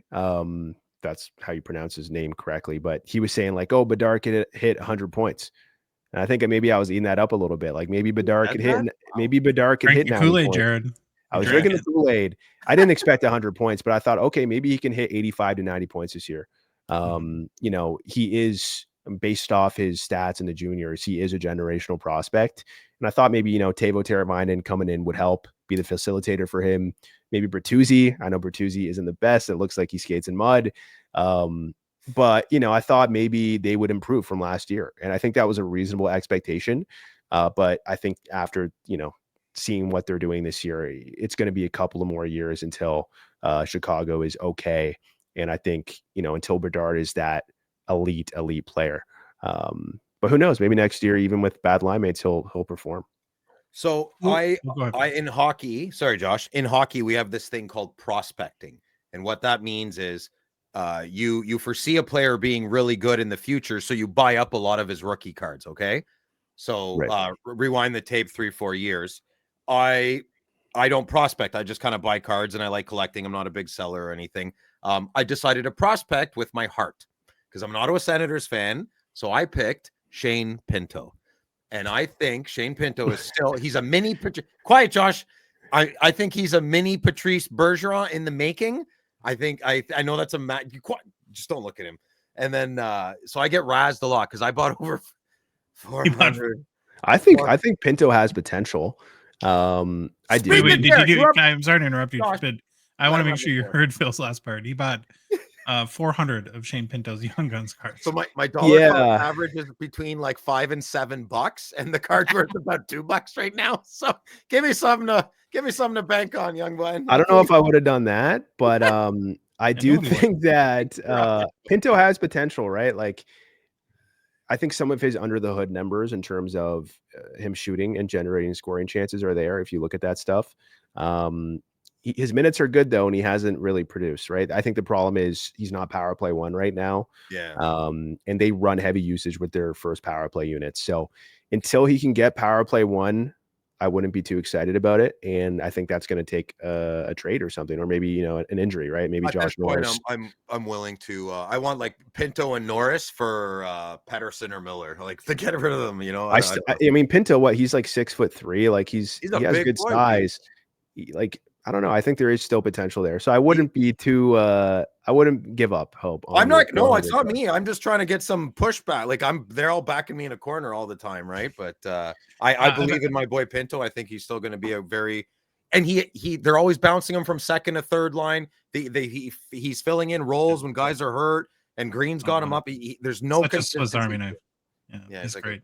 Yeah, I'm gonna now in many fantasy leagues. Do you get points for structure? Because Phil says Brady Tkachuk doesn't need to score points. He provides great structure. That's not what I said. They were making fun of me that Brady hasn't scored a lot of goals in a while, and I just said he's contributing massively in other ways. And then they're yeah, so he doesn't have to score goals, eh, Phil? Like I don't bother. Just well, in fantasy, like Brady is one of those guys. If you're in a category league that counts hits, like he's going in the first round because he puts up insane hits. Also, a lot of leagues value shots pretty heavily, like points leagues as well. So he's a guy that will put up 300 shots. So he has a huge like safe floor baked in. Now, obviously, the last 10, 15 games have been pretty bad. I think he's a pretty good buy low, like a guy that I would be wanting to trade for. Yeah. But he isn't, panning out to be like a guy that's scoring 40 goals and, putting up 90 points. It could happen in the future, but, he's still young, right? He's 24, 25 years old. 25, But yeah, obviously he's struggling a little bit right now. Who are like the 5 guys that are dominating fantasy hockey this year? Well, Nathan McKinnon, of course, insane. If you're just talking about the top guys, it would be Kaprizov, who is out now for 4 weeks at least. Josh, that's good. I know. Yeah, it would be Kaprizov in no particular order. It would be Kaprizov, Draisaitl, McKinnon, Kucherov, McDavid. I think. Rantanen up there. Rantanen's been up there, but I am a little bit worried about this move to Carolina. I really, historically, Carolina, maybe you could argue that, hey, they just haven't had a superstar, and that's why they haven't produced like superstars. But historically, we haven't seen a lot of really fantastic fantasy producers on Carolina. The system that they run, they love to roll 3 lines. Martin Necas is a player that has struggled to get ice time on Carolina. And this year, even, he got better ice time, but despite, sometimes not getting the most minutes, he played incredible. So I just worry, like, even like, they're running the lines now. They have Jackson Blake on line 1 with Aho and Rantanen.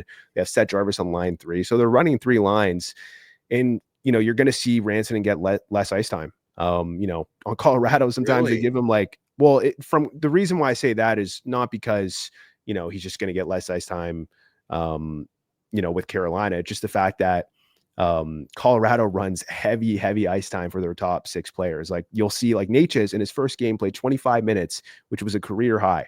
Like, sometimes those guys in his first game. Wow. Though, like, Colorado runs heavy minutes for like McKinnon, Rantanen, etc. Because they don't have a lot of depth. But Carolina has the depth where they can, or maybe, Rod Brindamore just likes to run the lines like that. But, Rantanen may only get 18 or 19 minutes a game. I just think it's not the best for his fantasy value going from Colorado, playing on a line with McKinnon to Carolina. I think that's just common sense.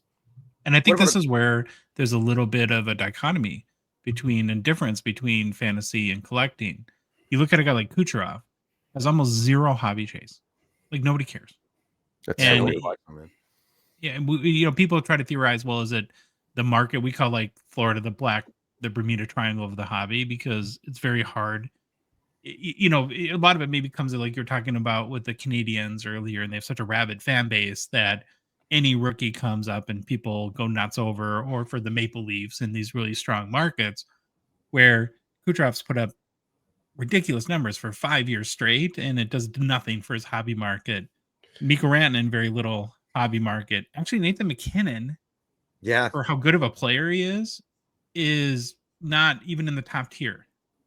Like, Lane Hudson smokes him for cards. Smokes him. There's no comparison. So I guess that if I were to just think why that might be the reason, I'm assuming it's just because the chase, right? The idea, it's kind of like a gambling mindset. The idea that a player could be better than they are right now. Like Kucherov, he's already won a Stanley Cup. McKinnon, Ranson. These guys have won Stanley Cups. Like they've won, McKinnon's won Hart trophies or whatever.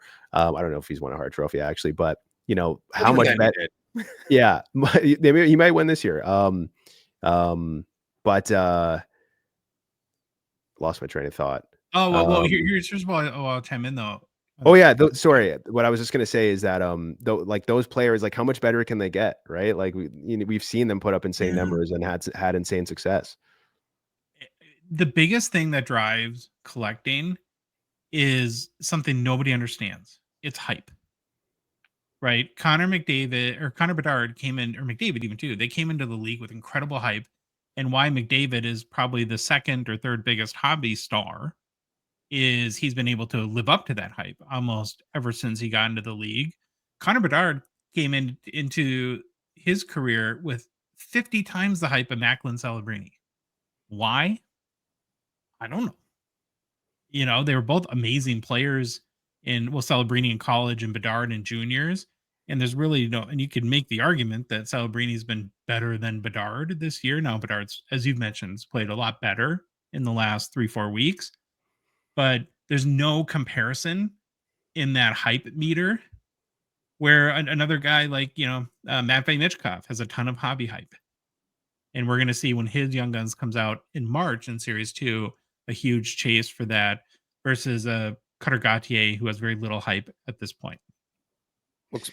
Explain it this way, Jared. So when we have Upper Deck, their regular flagship, like where the Young Guns is in, it was, what would you say, would it almost 3x the price when Connor Bedard came in that box?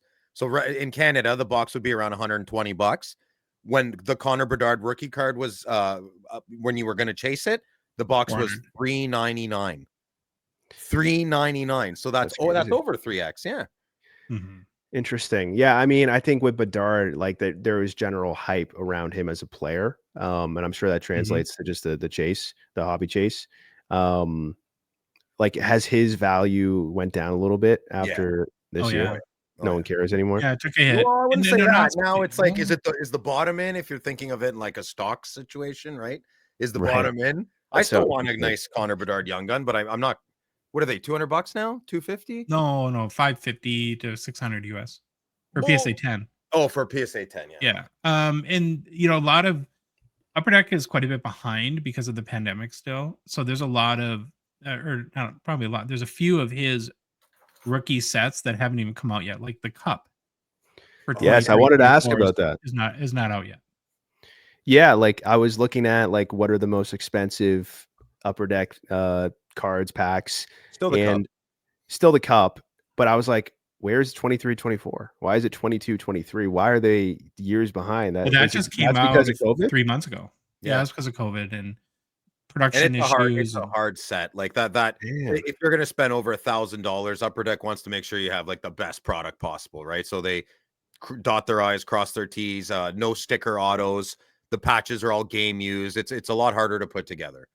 Takes a longer time too. Interesting. Wow. So the 23-24 cup. Well, I guess obviously Bedard, his value's gone down a little bit. I think there's still a lot of people, including myself, who think he could be like a 60 goal scorer in the future, and be this generational player.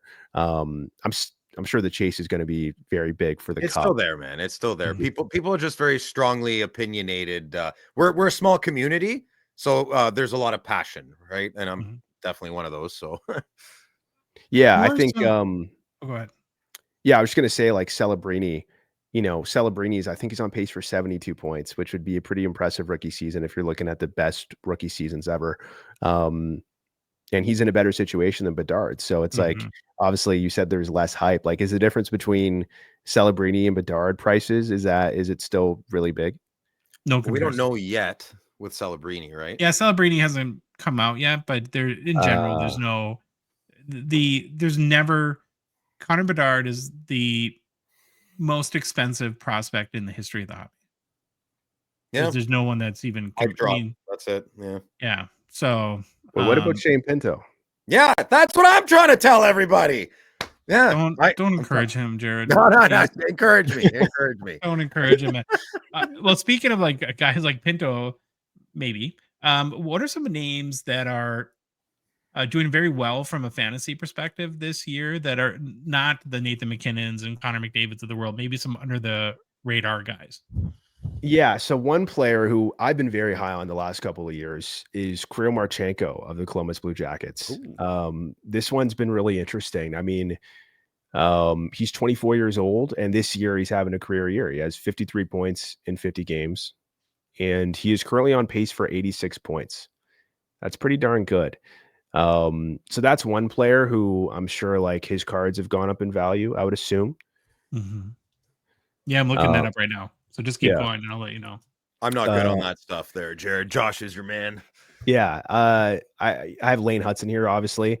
We talked his about brother will be better. That's an unfair question, but I don't know much about his brother, honestly. I know he had a good World Juniors. Yeah. But I mean, it's hard to beat what Lane Hudson is doing on pace. Like, Quinn Hughes had 52 points in his rookie season, and that was considered very impressive.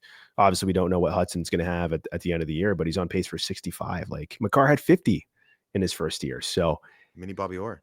Insane stuff. Another player here as well is Martin Necas, right? Like, he's having a career year, and then now he gets moved to Colorado, going to play on a line with Nathan McKinnon. He has 57 points in 51 games. He's on pace for 91 points.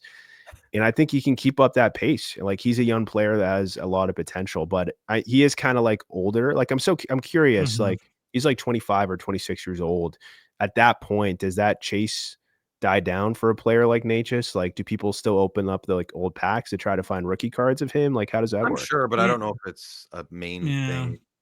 I think 23, 24 is where the kind of, I think my guess is where the hobby kind of sunsets on a prospect. Like, okay, this is who this player is. And then they've either got to, live up to that expectation or overcome a diminished expectation, that sort of thing. Right. Yeah, I mean, a couple of more players here. Lucas Raymond, he's 22 years old. He's on pace for 91 points this year. He had 4-point night the other night, yesterday, 2 days ago? Yeah, I think last night. He has 23 points in the last 16 games since the coaching change. So that was really big for the Red Wings. I do think some of his numbers have been unsustainable, but I mean, 91 points is pretty impressive. But with some of these younger players here, Logan Cooley is an interesting one. At the start, he didn't have the best year because he wasn't on power play 1 to start the year. But now he's on power play 1. He has 42 points in 49 games. He's on pace for 70 points. And he's playing heavy minutes on a line with Clayton Keller. So that could be like a staple for him, like line 1, power play 1 on Utah. And he could be really good. Beniers was a big chase, but not anymore. Yeah, that's tough. I don't know if he stinks, but I think he's more of a two-way player. The offensive protection that you might want out of a player like that, if you have like that card, you might be upset about it. And with the Kraken, they run like they're so deep. They're not top heavy at all. Like Jaden Schwartz is like has the second most points on the Kraken. My son likes Jaden. So I'm like, what an odd. My son likes Braden Point, Jason Swirl, these odd players. I don't know where they come from. Yeah, like they just have 3 lines. Even like their 4th line, they run good minutes with. So it's just hard for those players to put up points. And they run split power plays as well, where it's like there's no like power play 1. It's really just like split. Sometimes they'll throw out the second unit out there to start. Sometimes they'll do the other. So what do you think about Slafkovsky? Slafkovsky's an interesting one. He is picking it up. I think he just scored tonight as well. He is. Josh doesn't like him. I picked him up. Come on, it's a bad sign when you're the number 1 pick in the draft, and 2 years later, the comment. No offense, you didn't do anything wrong. When you say, "Oh, he scored tonight," like it's pulling at straws. No, you're doing great. We're gonna put this right on the fridge for you, Slafkovsky. Yeah, you got a goal. It's like you're the number 1 pick in the draft. I like him though. He's very personable, and he's there's full effort. It seems Josh, we need to understand that he is 20 years old, right? Like I'm not saying he's going to be like McKinnon, Jack Hughes, etc. But like these guys really struggled early on. So like there's plenty of time for him to figure it out. Like he's a big power forward. It's hard to say. I do think he had a really good second half last year. I think he'll have a decent second half this year. But he's not shooting the puck at all. Like he has like 90 shots in like 45 games. So like I need to see him shoot a little bit more to See, get. I love how you know this stuff. That's crazy how you can retain that. Well, you're young and the world hasn't killed you yet. Are you a Caulfield guy? Yeah, I was pretty high in Caulfield going into this year. Yeah, he's just good. because he loves to shoot the puck, and last year he was pretty snake bitten. We look at advanced stats, like his shooting percentage was down quite a bit last year. I expected to bounce back. Well, he was recovering from a big injury, and the hobby went nuts for him right before he got hurt. Because before he got hurt, what would have been in like January of 23 or something like that, and he was pacing for 45 goals at the time Yes. that year, and it was like the second season, and then he got the knee injury and he came back, and who knows? Maybe you're right. Maybe it was like snake bit with shooting percentage. It's tough to come back from an injury like that, and you don't, just because you can play doesn't mean you feel like yourself at the time. And so last year was a little bit rough, but he seemed this year to where he's regaining a little bit of that form. Yeah, I think the memes are funny. The best 40 goal scorer to never score 30, but I think this year I think he's on pace for like 40 plus. We'll see if he stays healthy, and then that's good. What I'm interested in is like his role in the power play has changed. Like he was normally on the left side, ripping one-timers, but now that's Patrick Laine, and that makes sense. Like you want Laine as that one-time threat, but Caulfield's more operating in the middle of the ice as the bumper role. So he has less of a prominent role in that power play. But yeah, I think he's still going to be really solid for the rest of the year and also more years to come. Who about the blue team? So one sec, Josh. The blue team. Who's the best? Is Matthews your best fantasy guy for the blue team? Yeah, Matthews is the best. And then Nylander. Well, actually, Marner's having a really good year. Mitchie Marner wants money. Yeah, little Mitchie wants his money. Yeah. There's probably a couple other players here that you're curious about, or that you want to talk about. I just want to do really quick. Because we talked about Marchenko quick. I looked him up. Sure. And at the start of the season, is like Young Guns PSA 10 was selling in the 55 range. Last sale was 90. So yeah, nice. It has gone up. He's really good. Like he's 6'3". He's super fast, super skilled. And the Blue Jackets are not the best team ever. So it's like, imagine in like 2 years what he could do. Like, I think he has some 100-point seasons under his belt potentially. Well, all those guys like him and Fantilli and Kent Johnson, like didn't Fantilli have like 3 coaches in 1 year?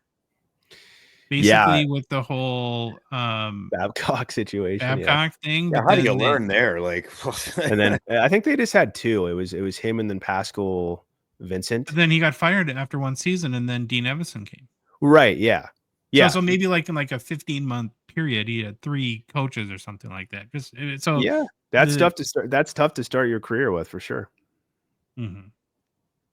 Phil, you had okay, sorry, I interrupted. Where were we going from there? No, I interrupted you, I think. I was going to mention Adam Fantilli as a player of interest.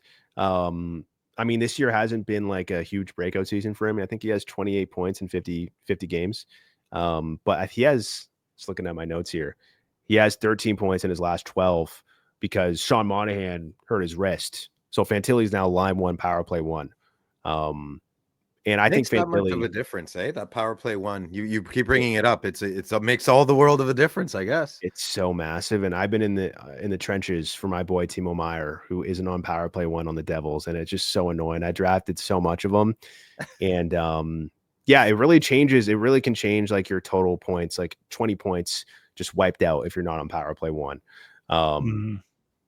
Svechnikov 2 goals tonight. Interesting. Yeah, he's a bounce back player. I'd be curious if Rantanen got any points on those. But yeah, I think Fantilli has a lot of potential. Another guy I want to ask you about is Dylan Guenther had a lot of steam coming into the season. I think there's something like Bedard was training with him and said that he could be a 50-goal scorer or something like that. And then I know the first couple weeks of the season he went on a goal-scoring tear and has cooled down a little bit since then. What's your kind of overall thoughts on Dylan Guenther as a prospect? Yeah, I'm a big fan of Dylan Guenther. He was my number 1 sleeper this year. I made a sleeper video. He was number 1 on it. I forget who said this. One of his teammates said he had like the best shot he's ever seen. Really? It was like a veteran. I think it was Kerfoot. And if you watch Gunther, his release is absolutely insane. And I think he's just going to be amazing on the power play, like in sort of the Ovechkin role, like in his office on the left side, is ripping one-timers. And I think he's going to be like a future 50 goal scorer. Woo. We got a good crop, boys. We got a good crop of players coming in and boys settling into men. This is going to be great hockey for the next 10, 20 years. Yeah. And also, I was referencing Louis talking about Svechnikov, by the way, on the right side of the chat. That's why I said Svechnikov 2 goals. But yeah, Rantanen got an assist. So there's the first point for Rantanen as a Carolina Hurricane. Well, we're going to bring on Louis in a minute because he's going to have questions. And Louis loves about 154 teams. So, but he loves the mostest. To the top. New Jersey's closer to the top of the 100. Closer to the top. So I'm sure he'll have some. Yeah, he's a big Nico Hischier guy. Beyond the players, though, like, where are we at, like, in the fantasy season? Are we thinking playoffs yet? Is it still early to that? Like, what? Like, if I'm a fantasy owner, what should I be thinking about towards the end of January? Yeah, I mean, if you're in a comfortable position and you're like really like a fantasy sicko like myself, like you're thinking about fantasy playoffs already. Like people have been asking me to make a playoff video, which I'm doing. It's just a lot of work because people have different playoff schedules. Typically the playoff schedules go from like middle of March to like the first week of April. You don't want to do the last week of the NHL season because people like guys sit or whatever. So that's typically the time frame of it. So yeah, you're thinking about playoffs, you're thinking about schedule. Like even myself, like I know like week 24, which is like March 31st to April 6th.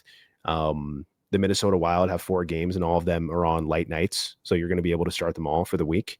Like I want to trade for Wild players. I want to hold on to Wild players. So that's like something I'm thinking about. Like I'm not sure, I haven't looked too much into it, but there's going to be some teams that only play 2 games, which is bad during some of those weeks. And it's like, do I want to have these guys in my team, even if they're good? Like maybe I'll trade them away for a player that's going to have more games. So yeah, you're kind of at that point, but it depends where you are, right? If you're comfortable, top of the standings, you're going to be doing that. If you're sort of battling, you're just trying to win every week. How much do goalies matter? It really depends on the league. It's funny. Like, last season in my home league with my, high school friends, goalies were really overpowered for some reason. That's just the way he set the league up. And then this year we sort of nerfed them a bit, but they have become very useless. So even just like we changed the saves from 0.6 to 0.5 and it like tanked their value. So that's why, like I said earlier, it really like can change, certain leagues, like different league settings can change so much. It's going to depend league to league. Do you like all that variability? Or would you rather a little more consistency in this whole, like every pool is a different goalpost? I hate it. Some people, people love their own league. Like some people love, okay, I love that my league counts penalty minutes, but I just hate it because it's hard making content and it's hard to grow fantasy hockey because it can be so complicated. I would love if hockey was like football, where it's like, we know everyone has the same league settings and they sort of understand the value of these players according to those settings. So is there predominant? Is there like 50% of the pools are like this and then the rest are like 10%, 10%, 10%? Could you just focus all your energy and resources on the main, or it doesn't? Like, I'm sorry, man, I'm so ignorant. I don't know anything about fantasy. No, it's a good question. Is that something you could look into or do? I think most people play on Yahoo, and oh my gosh, my thing died. No more blue background. No. I feel so vulnerable. I'm so vulnerable. What was I going to say? Oh yeah. I think most people play on Yahoo and there's default settings, but there's default settings for points leagues and for cats leagues, category leagues. And those change. Those are very different. So I really do think it's all over the map. I think 50% of people play in points leagues, 50% of people play in category leagues, and those league settings will look very different. So very different. Yeah. Not a fan of it, to be honest. I have a follow-up goalie question. Was Dustin Wolf kind of a sneaky goalie pickup this year? Yes, he was. Goalies are so fickle, like really like a lot. They're way up and down. It's like they're amazing and then they can't save anything for 2 weeks. And this year, goalies are particularly bad because there's something like the NHL like shots per game among like all NHL teams is down like the lowest it's been in 20 years for some reason. I don't know if they got a memo in the mail like stop firing the puck in the net, be more efficient, but the shots are way down. And that has really hurt goalie numbers. But yeah, there's a huge strategy that a lot of people are parroting. Like my friends at Apples and Genos, they do a podcast on fantasy hockey. They may be the originators of this strategy, but it's a 0G, where it's like you don't draft goalies early on in your draft because there's so much variability. Like, sure, you have a guy like Hellebuck who's going to be pretty consistent, but you'll see like year to year, like sometimes Jake Ottinger is not that good. UC Saros is not having a good year. Shesterkin's having the worst season of his career. It can be really risky drafting goalies early. And you have guys like Destin Wolf that emerge that are going to be available on the wire to pick up. So yeah, Wolf was definitely a sneaky guy that I drafted a decent amount of in some of these drafts as like a late round pick. And yeah, he's been really good. Is there a goalie you want to let people know to watch out for since you gave us a couple of player picks? I mean, I could throw my guy in the ring, Merrilainen, yeah. I mean, I'm trying to think. I mean, Wolf's the guy, right? He's the guy, the main. Wolf's like the number one guy. I think he's, Vladar is not like at first they were splitting and now Wolf's getting all the volume because his numbers are so much different, so much better. Joey Decord is also a guy like if you compare Joey Decord and Philip Grubauer's numbers, like it is like way clear that Grubauer is not as good as Decord. Well, Decord's been good for 3 years now, right? I mean, Decord's a great person too. I just want to throw we got him in Ottawa and we just gave him away for nothing. He has sports cards on his helmet, or he did for like the Winter Classic. So we like him. I like him even more now. Yeah, he's good. He had a breakout year last year. There's also a Russian goalie, Askarov, on the Sharks. Now Gorgiev's there, but take a look at Gorgiev's numbers. They are absolutely terrible. And I think Yaroslav Askarov, he was kind of a big hobby chase for the Sharks. Yeah, I think he has potential. I think the Sharks are in a good position. They have a lot of young players, Eklund, Smith, Celebrini. They're going to be decent in like 2 or 3 years. And I think Gorgiev might go back to the KHL. I think that's rumored. So he could be a guy that starts being like a pretty relevant fantasy goalie. Sweet. All right, we're going to bring Babalouis back on. Yo. Now, you want to ask all your Devils questions or Wild questions or... No, and for Creamery Kings questions, what do you got? Oh, I love Creamery Kings. Yeah, I wish we could get into them. I just threw in here into the chat too. You guys are talking about goalie. At the beginning of the season, I think Gustafsson looked like a sure thing for everybody to want on a fantasy team. Yeah, he was really good, and he's obviously cooled down quite a bit. And I don't know if the blame is on his shoulders because the Wild have had terrible luck with injuries. Like Brodeen's out, Spurgeon was out, he's back now. Faber was out for a bit, maybe. Middleton was out. Like they have had like it's hard to defend or not let goals in when you're running like fourth pairing defenseman. But yeah, he was really good at the start. Even like last year was really disappointing too. Last year he was like a must draft goalie for me. I drafted a ton of Gustafsson and he burned me. I still think he has potential, but they got to stay healthy. Welcome to the Wild, buddy. Yeah. Well, since we're on the Wild, what are your thoughts on Matt Boldy? I like Matt Boldy a lot. Obviously, there's a lot of hype going around with Boldy. I didn't necessarily buy into the hype because I was worried he wasn't going to play with cap, even strength, and I thought that was going to limit him. I think he is a 40-goal scorer in the future, a 90-point player. If you watch the IIHF, like the Worlds last year, he was completely dominant, and he's only 23 years old. So give it time. I could see next year he has like a 90-point season, or as early as next year. I do think in the next year or two he's going to have a really big breakout year, but this year just maybe not, especially with Kaprizov being out. But he is on pace for like 70 something points, which is still really good.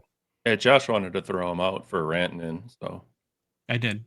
Well, my point was this: is that the Wild, we've had a team for 25 years. We have our first like legit superstar.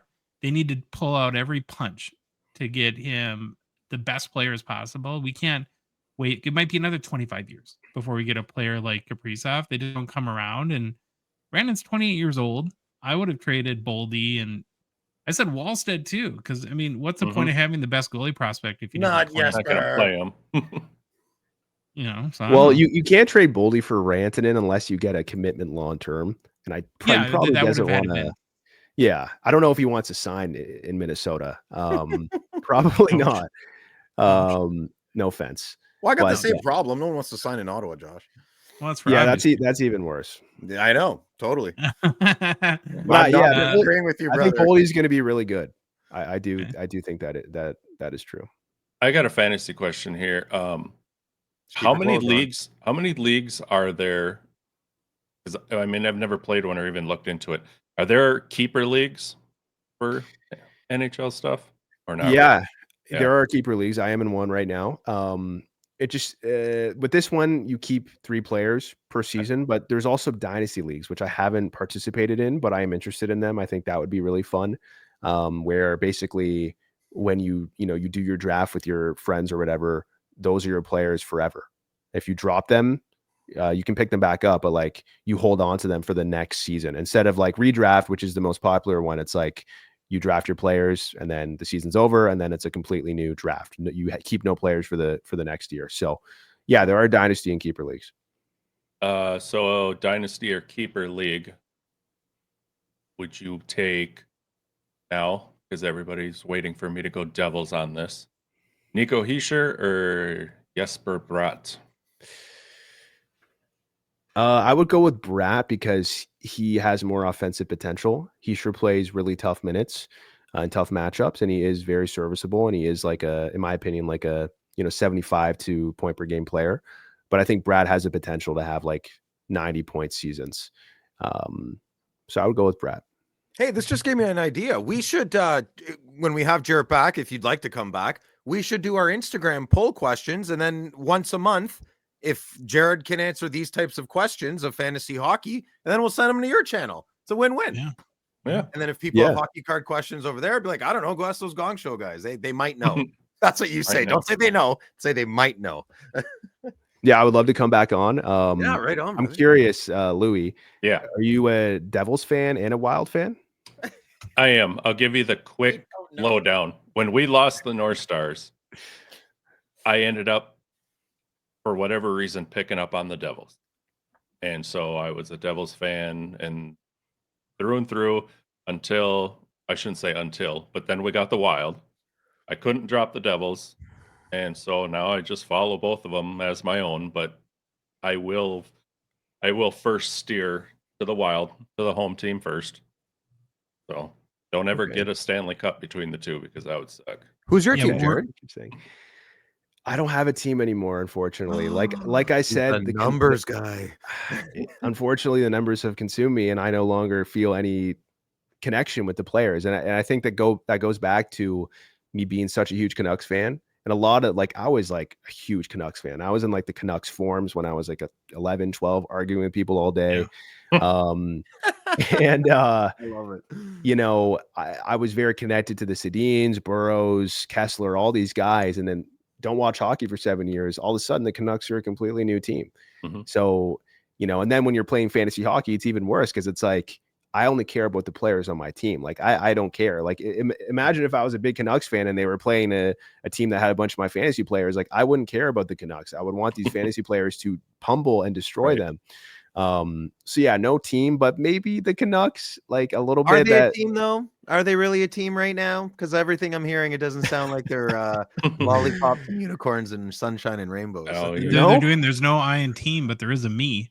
Yeah, right? There is a T and an what I would say to you, Jared, though, is that one of the cool things about the hockey hobby is that you can collect in eras, right? And there's a big nostalgic pull to it. So sure, you can kind of do like your main thing can be fantasy and players and what players are doing now, but you could have kind of a little side hobby and going and collecting the cards from your youth, which is what most of us do, right? That ties us back to that. These are the guys I cared about when I was a kid, and there could be distinction between that.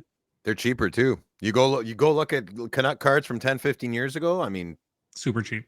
Yeah, unless you're into like Pavel Bure gets a little expensive. Yeah, because there's a pretty big chase for him, but he's about the only one.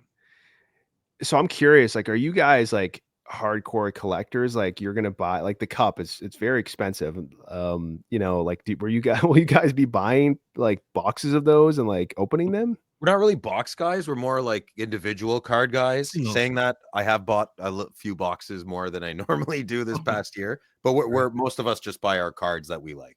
We're complete degenerates, and between the three of us, we probably buy a hockey card every day. Yeah, Wow. try not to say that, but wow. Yeah. So you're not involved. You're not involved in the chase of some of these young players, then? Oh, you it are? is the not really. No, I the first hockey set goes back to 1910, right? So there's 115 years now of cards that you can collect, and so like I really like the like 95 to 2012, which is my favorite set of all time. Like I really gravitated to that, and you know, I think. Well, Louis and Phil, you tell me if this is unfair, but I think when you get 4, 5, 6 years plus in the hobby, you tend to gravitate a little bit away from prospecting because you realize that prospecting is extremely expensive and the odds of winning are very low. Yeah, very bad rate of return. It's a recipe for financial for hurt. And that's a big part of the hobby. I'd say that's like, I don't want to give a percentage, but a large part of the hobby are people prospecting and trying to get more value out of their cards, more money out of them, grading cards, right? If you have a raw card, you get it graded. So if you have a prospect, you buy a lot of his raw cards, get them graded, wait for him to have a hat trick, and then fire them out, right? That's kind of how I'll give you a really quick example. So there's a couple of Connor Bedard sales where people maybe spend 25 grand. For 25 grand, you could probably get 2 from the cup, like 2010, 2011, 20, I don't know the years, but Wayne Gretzky limited logos, which have like a big patch window of a game used patch and autograph. And they're not making any more Wayne Gretzky game used jerseys at this point. It's a rapidly depleting resource. And it's like, I would take those, those are, it's kind of like blue chips and penny stocks, right? Those are like your blue chips where they don't have the opportunity to go up in value 100-fold, but there's so much less risk, right? As long as the hobby continues to go up in value, you're always going to be fine unless he turns out to be like a murdering psychopath or something like that, with the Wayne Gretzky autograph card that has a huge game used patch. Yeah, that makes sense. Like people chasing that high with the gambling. I mean, it makes sense. I mean, I did it with Pinto. I've never done it in anything. I've never done it with another player ever, though. I love Shane Pinto. Like I live right beside the barn as well. So I used to go to a lot more games, and I just went a little ham on it to be silly. I just got a little out of control. But normally, like we like cards like I'm a Wayne Gretzky guy. I like that card. That cost me almost $1,000, and I no regrets whatsoever. I love it, right? But it's graded, and it won't be soon. But and you'd rather buy that card knowing he's getting what he wants than buy a box or a tin box, whatever, of the cup. Yeah, and just like, please, Yeah, I'd be upset. I've had buyers. I've never had more buyer's remorse on anything ever than boxes of hockey cards when I'm at home by myself. If I'm opening it with my friends and you kind of get skunked, or it's part of the experience, right? I'm not really buying a box of cards to make my money back. Anyone who does that is silly. Very, very silly at this point. You're probably not going to get your money back. Yeah. I mean, I used to love the thrill. I used to love the thrill of opening packs. Like that was the best. It really is the best. That would be the only reason that I would ever get back into it, just for the thrill of opening packs. Like how the thrill's still there, but it's what do you want, right? Like, so Series 2 is coming out soon. You're going to have Celebrini and Mitchkov in it. I can't wait to open a box of that. I can't wait. Let's say Celebrini's $50 and Mitchkov is $50, and I get both of them in one box. So that's $100, but the box cost me $140. I'm happy. I'm super happy. That's not going to be what's going to happen. It's going to be more expensive than that, the players, but that you have to accept that or not, right? And some people do get upset. When Cale Makar had his Young Guns, it was $400. So you could go buy a $110 box and get a Makar and sell it for $400. That became the normal thought process for a lot of the hobby. So we're still kind of in a period where that rat's nest is trying to unravel itself. Yeah. And a little more like context, even that's a great example Phil gave. Any one player's Young Guns is on average in 8 1/3 boxes, right? So the people that spent $100 got a $400 card, they're really happy. But really, on average, it would have cost you about $830 to get a $400 card, right? Right. Yeah, definitely not really worth the risk No. unless you have enough money to spend to do that, like as a hobby. But if you look online at a lot of like Upper Deck advertisements, it's very telling. You get a lot of comments of people like, paid $500 for a box and I didn't get one card that was worth $100. Those are my favorite people. Those are the Makar people, right? Those are the ones that got lucky with the Makar. Yep, And I just that's not how I like to do it in the hobby. And some other people do, but that's a very different way of doing it with a different mindset, I think. Right. Yeah, the best thing about this hobby from a financial perspective is you can have the fun at any financial level. Like, there's rich guys that their thrill comes from buying the $100,000 car. And you can have a lot of fun buying $4 to $10 cards too, and get really nice stuff along the way and everywhere in between, right? And so, because there's, like I said, 115 years of history there, and tons of cool cards that are very, very expensive and very, very cheap. And so, yeah, I mean, there's I think a place for everyone. I just got 3 cards in the mail today, and I think it was a whopping total of maybe $35, and I'm happy. I'm happier than buying a box for $200 and getting nothing. So mail day is the best. Yeah, it's like Christmas every day, Jared. Imagine like a hockey card every day. It's a Christmas miracle. It's more wholesome than trying to chase a high, like a gambling high, like actually collecting cards of players that you like. I think that's pretty cool. Yeah, chasing the dragon's fun, but you got to. Yeah, we do it too. So we're not saints here, right? Both are good. Yeah, both are good. So everyone needs to go check out Fired Up Fantasy on YouTube and subscribe if you haven't. How often do you post videos? Usually just once or twice a week, I would say. Okay. But when the season is starting, like a month before the season, I'll probably post like 3 or 4 videos, like the pre-draft content. Gotcha. You're cool if we ask you questions. If you come back, we can we might get some fantasy questions from our audience. So yeah, I'd love to come back. This was great. Nice. Thank you so much for your time. It was great to meet you. And once again, if you're not subscribed or watching Jared's videos, it's Fired Up Fantasy on YouTube. Thanks, Jared. I will talk to you again soon. Appreciate it. Thanks, guys. Thanks, man. All right, we're back. Well, he was fantastic, eh? Amazing. Yes. Great kid. Big fan. Impressive for a 25-year-old. Don't you wish you had your stuff that together at 25? He had his thoughts well laid out. That's for sure. His wealth of knowledge is crazy, and that's what I think we need on this show, right? He knows all the details you need to know for fantasy, and just he eats, breathes, sleeps hockey. Akon is dumb or what? Nah, well, I don't watch every hockey game. He's probably waking up watching games from the night before, and one of my takeaways there is he seems to be handling well that there's no uniformity to these leagues, and they're all very drastically different. Yeah. And that would frustrate me to no end, but he seems to have a good grasp on it, and it bothers him, but he's plowing right through. So his player knowledge is off the charts. I was blown away by that. Just say a name and he'll say something, Yeah. All these fantasy guys are, especially this one. Holy mackerel. We're gonna have him back. I hope we get him as a regular. Yeah. He makes us look good.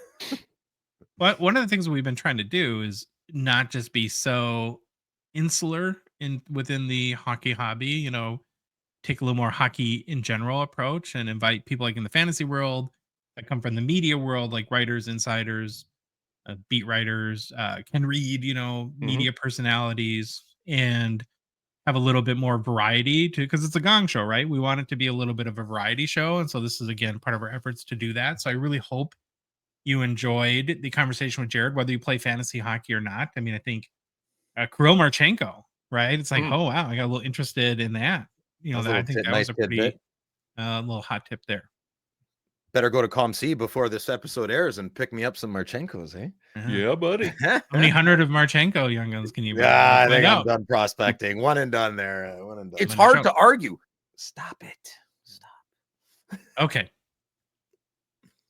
We got to move on to new product releases, which is brought to you by our very good friends and partners, Mint Inc., who are thankful for their support of our show. Now, remember, Mint Inc. is the place for all your hobby needs and fun in the Greater Toronto Area, or GTA, as the kids like to call it. They say GTA. GTA. From hockey to baseball, basketball, football, Pokemon, they have it all. And of course, they have boxes, but they do have lots of singles too. They have beautiful cases there. They'll help you with grading submissions. You can join their awesome Breaks After Dark too. And even if you're not in the GTA and can't stop by either their Vaughan or Davenport locations, don't worry, my Canadian friends. Mint Inc. is an authorized internet retailer, meaning they can ship you those new hobby releases all across the country. Phil, if you live on Long Tickle Island in Newfoundland and Labrador, you can probably get your boxes shipped to you. Are you guys ticklish? I think I am. Yeah, I'm not. I'm not ticklish. I want to try. I want to go to Lou's house after and see if he's ticklish. Well, again, Mint Inc. is the spot. Check it out today. Have you been to Long Tickle Island? It's a real place. I looked it up on a map. No, I've been on Short Scratch Lagoon, but not Long Tickle Island. Yeah, wow. All right. Well, guys, on Friday, tomorrow, 23-24 Clear Cut releases. And I was thinking one thing I like about Clear Cut, it is a super unique product. There's really nothing that compares to it in any other release in both configuration and card types. It's another 23-24 product, which gives you more shot at those Bedsy rookies, Phil. Mm-hmm. Perfectly set up product for CT scanning. Ooh. One box, one card. Wow. It's costs you twice as much to scan as to buy the box. Yeah, I think that's one product that might be really safe. An MVP. Very, very safe. An MVP. Scan. All MVP. The base set is made up of vets, legends, and rookies. There's 46 vets, 16 legends, and 65 rookies in the base set. Now, the 16 legends, I like, these legend cards. Everyone wants like a Mario Lemieux auto or something like that. So the legends checklist includes Danny Heatley, Henrik Lundqvist, Mark Messier, Bobby Orr, Ron Francis, Scotty Bowman, Joe Thornton, and then of course Wayne Gretzky. You have to have Wayne Gretzky. Is Sidney Crosby in any of this? I bought some breaks with Pittsburgh. Yeah, he still plays, so he's not a legend. Yeah. Pay attention. Whatever. The legends checklist. I want to compare Jared's hockey knowledge to yours. And what? See who wins. You want to take bets on that? Yeah, I'm sure he's in this for sure. Okay. Now the base cards have the following parallels. There's a high gloss out of 10. Very, very exciting. There's Wyatt Johnston. Outburst out of 25. Ooh. I think you got to see this in hand. I don't know if the scans really work on this one. I bet you that pops. I bet you that's pretty sick in person. You know what really works on this? Finally. That RC. Love it. Oh, yeah. Yeah, they do that quick. Love it. I don't want to open up the whole all the photos suck conversation again, but I actually like this photo of Bedard. No, I like it too. Yeah. So good job. Good job by you, Upper Deck. Good job by you. We got a winner.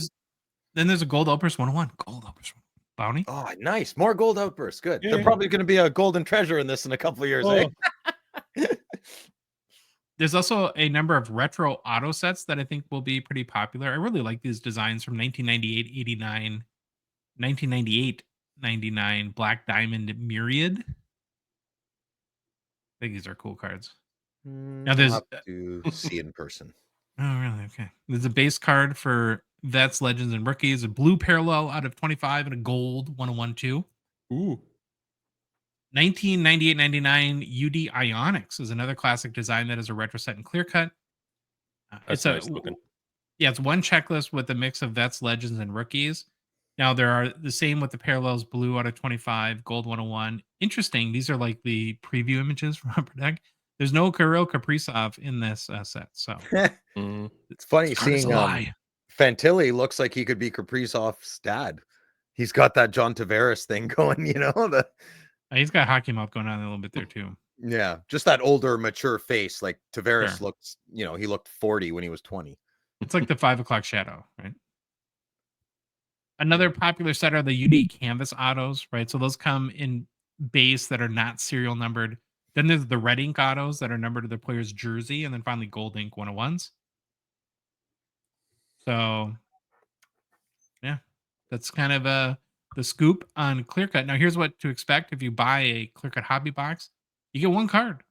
Oh, Every card's an auto. Boy, did you even say that Oh. and I missed it? Oh, sorry. No. Yeah, there are some retro designs. This is UD Classic He Portrait glosses over Louis' Bro. second favorite team.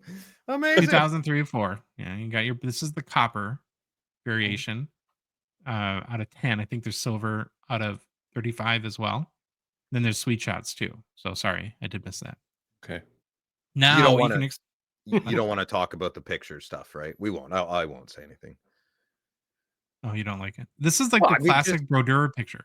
He Yeah. does this in like a million hockey cards. Okay. Honestly, Phil, I mean, I understand that. I just think. Okay, nothing. I said my piece last week. We're good. Yeah, I know. I'm just saying in this very particular instance, like Louis, you would know, you could find like 50 cards going back 20 years with the same basic photo of Brodeur, right? Yep. All right. Look at how dumb this one is. Look at his face on that. I don't know why they take him like with the. So I just to simplify, like let's say they have 100 pictures. I guess this is the best one of that face you want to put on this card. I guess you're right. I will be 100% honest with you. The best Marty Brodeur pictures are when his mask is on. But it never seems to be on when a Marty Brodeur card for I don't know whatever reason. It's like you know what? that Maybe was he's his just a pose. really hard guy to photograph, and that's how simple it is. That doesn't have to Mm. be complicated. Yeah, that's all it is. Okay. Oh, I missed some other studs too. Yeah, I got all mixed up. I'm sorry. So, all right, clearly revered is a Legends auto set.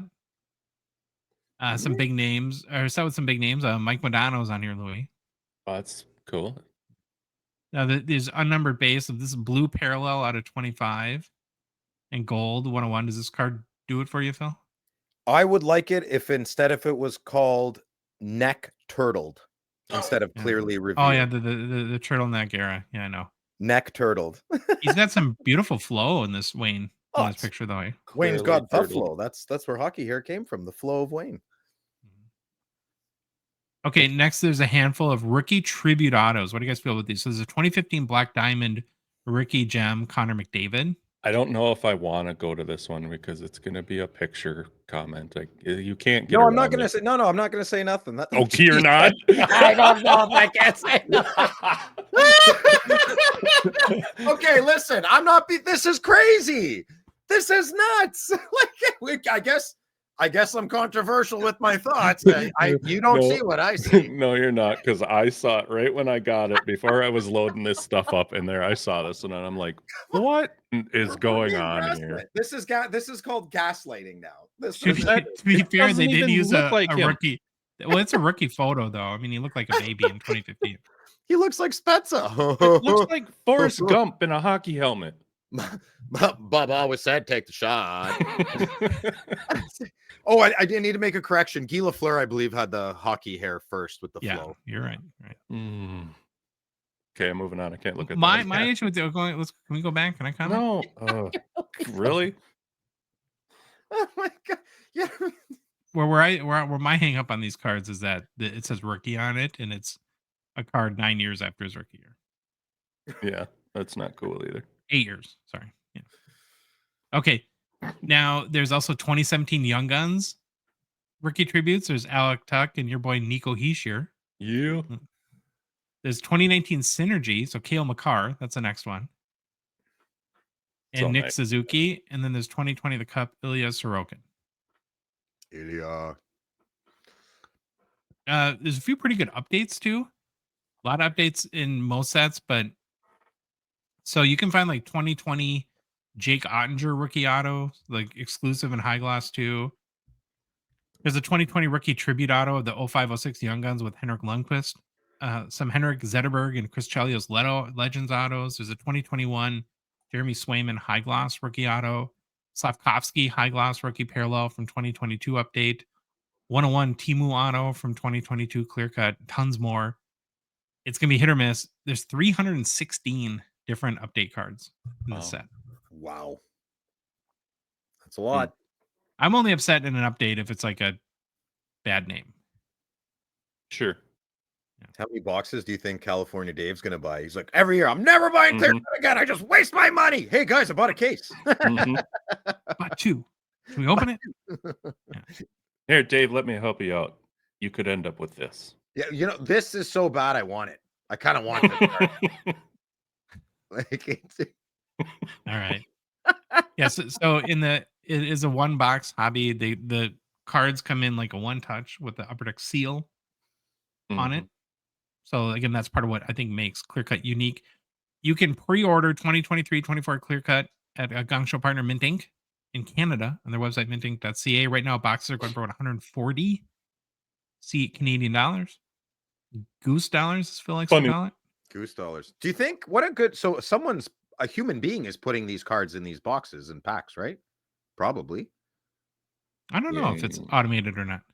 That'd be a good opportunity to take a picture of the entire set. You know? Yeah, I don't know. In the US, you can pre-order your boxes for about $100 US. So, yeah, about $100 for products. Okay, so thoughts on Clear Cut. What do you like the overall theme and designs? Yeah, big fan. Will California Dave go broke? I had that question down too. It's funny you thought of it. Yeah. I'm excited. So we're doing Friday nights with Phil tomorrow night tonight, Thursday night. So unfortunately, we won't be opening the 2 boxes or the 1 box. It'll have to be next week, but I'm pretty excited for it. I hope I get something nice. I like opening it too. I just wish once I would hit a good card. It's just my bad luck. I've never seen a good clear cut card hit in person ever. Sorry, Dave, but it's true. Probably the best one I saw was the one Troy hit. What did he hit? Was it the Zetterberg? Yeah, he had a Zetterberg red auto out of 40, and I think he sold it for about what the box cost. I think the box was like 180 at the time or something like that. So really? I would have thought a Zetterberg would go a little higher. It's too many of them. Datsuk, Zetterberg. All right, we're gonna move on. Fanatics is a Gongshow partner sponsor. We'd like to thank them for helping to support our show. So, guys, I was actually yesterday in the Buy Now Marketplace, and just kind of illustrate some of the changes that they're making that I think are very positive. So there's a Nathan McKinnon Young Guns PSA 10, the good one without the pink dot. And it's listed for $577 US. Now, one of the features that I really love that has been added to the Buy Now Marketplace is when listed cards have good prices, they put the little green great deal tag on it. And then they've also below, it's a little bit hard to see maybe on the screen, they've done an integration with Card Ladder, and they've added the most recent comp. So it tells you that the most recent comp in this case was 582, and it's listed for 577. So not like a screaming good deal, but at least you're knowing that you're buying, that the card is listed slightly under comps. And ultimately what it does, it saves you a bunch of time, right? And because as much as I look at comps, I see 577. I have no idea if that's a good deal, and I have to go and comp it out. Takes a step away for you. Makes your life a little more convenient. So I think those are some of the features that are great that Fanatics Collect has been adding to the site since they've taken over. And remember, there's thousands of hockey cards in the Buy Now Marketplace, many whales. So you should check it out. FanaticsCollect.com. Also, though, the current Fanatics Collect Weekly auctions live ends this upcoming Sunday night. Jeremy Lee and I will be live on Sports Cards Live YouTube channel to cover all the big hockey cards, starting at 8:30 Central. As a preview, though, the two of us, handsome fellas and Phil, have each picked out a favorite vintage and modern card to highlight. We're going to start with our favorite vintage cards. I picked out a 1924 C144 Camps Hockey Howie Morenz PSA 2, which is a good grade. Good. What's fun about, I guess, a fun byproduct of our Get to Know Your Hall of Famers series when we learn about legendary players is now when I see their cards pop up, I'm like, oh, I know him. I know that guy. Right? Some of the knowledge you retain anyways. And he's, of course, one of the most or Morenz is, of course, one of the most iconic pre-war hockey players. So I imagine there will be great interest in this card. And if you didn't catch our overview of him in our Get to Know Your Hall of Famers segment, it's on episode 232 from October 21st, 2024. This card is also from the C144 champ set. Now, we just did the clear cut interview or overview, and they always have champs, right? And so that's a homage to these designs, the cigarette company. Oh, I got it. Yeah, there we go. Yeah. A card was included in every pack of cigarettes back in, I suppose, 1924. The cards are unnumbered. There were 60 players featured in the set. And this is a second year Howie Morenz card, as his rookie is the 1923-24 V145-1 Patterson set. And I gotta say, guys, as far as PSA 2s go, I think this specific copy has really nice eye appeal. I have an ignorant question. Are the cards, it doesn't bother me because they're all uniform, but are these square cards in general? Or are I think they were square, but Okay, that's okay. Yep.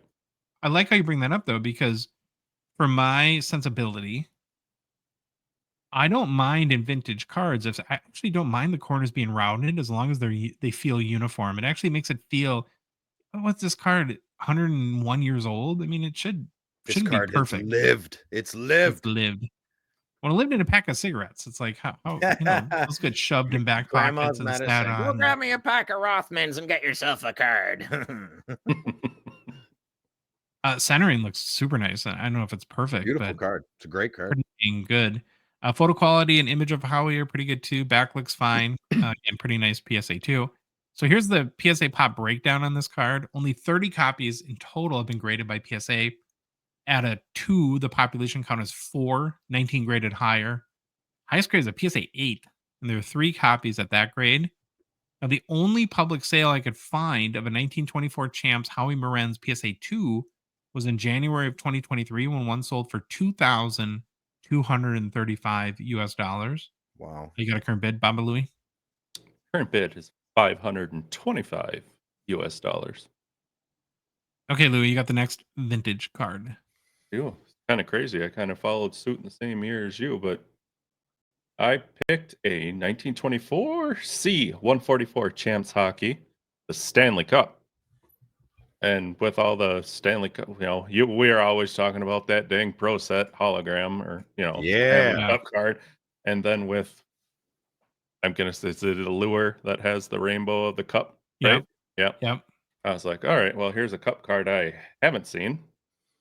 So, like Josh said, you'll find this in packs of of Champ cigarettes C144 set up. They were pulled out of cigarette packs by Hamilton, Ontario's Tobacco Products Corp.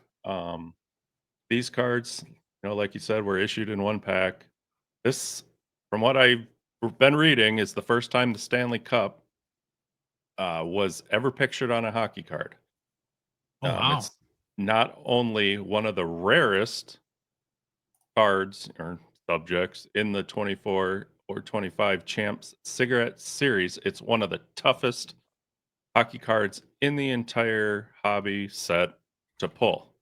And what I've read is the rarity is possible because this one card was used in place of 4 players as part of a mail-in exchange promotion. So I got a little bigger picture here, on the card it says pictures of Stewart, Matz, Koch, and Gorman were not available at the time of going to press. Those who are interested in our hockey contest may submit or substitute this insert for any or all of these players. So I wonder. So I think like there was, if you got all 60 of them or parts of it, you could mail them in for a prize. And so this card was in substitute of those 4 players. Oh, so it's not send this in and get one of those 4 later. Yeah. Oh, okay. Glad to have you here, buddy. This happens to be, like I said, a PSA 2. It's not too shabby. Corners are, let's just use the other one as example. a little more square.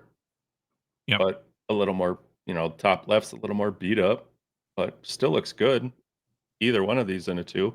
Off center, left to right a little bit, top to bottom. A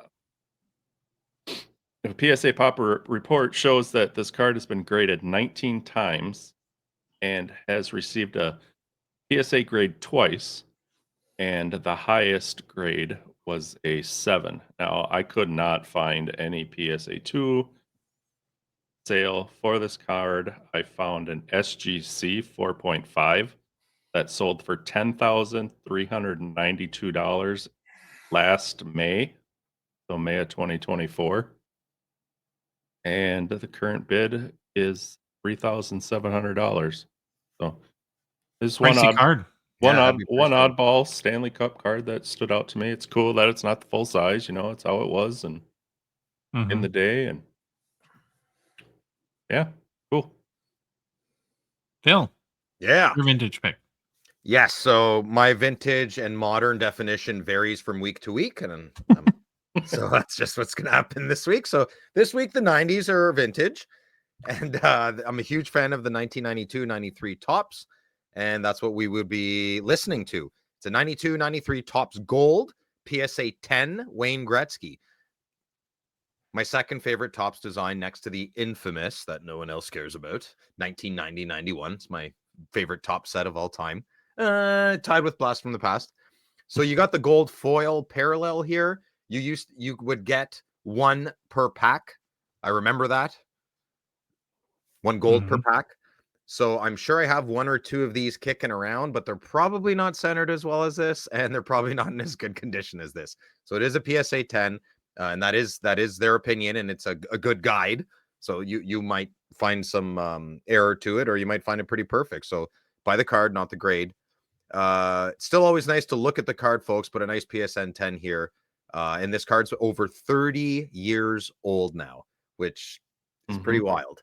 And that means it's vintage to me. So it's not too much to talk about. You guys, your picks were true vintage, heavily layered cards. This one's a pretty standard from the junk wax era. But if you're looking for a little rarity in the junk wax era, I heavily recommend looking at the Topps Gold. And that's my pick. Current bid's $52. Can't argue. Those are great cards. Yeah. Oh, I love this card. Absolutely love this card. You want to guess what the pop gun is? Of the gold? 45? No, 10. Really? Only 44 have been graded. Interesting. Do you know the last time this card sold was on October 29th? What do you think the sales price was? Oh, get a guess. $200? Nope. So you're gonna tell me? $425. $945 US. Holy crap!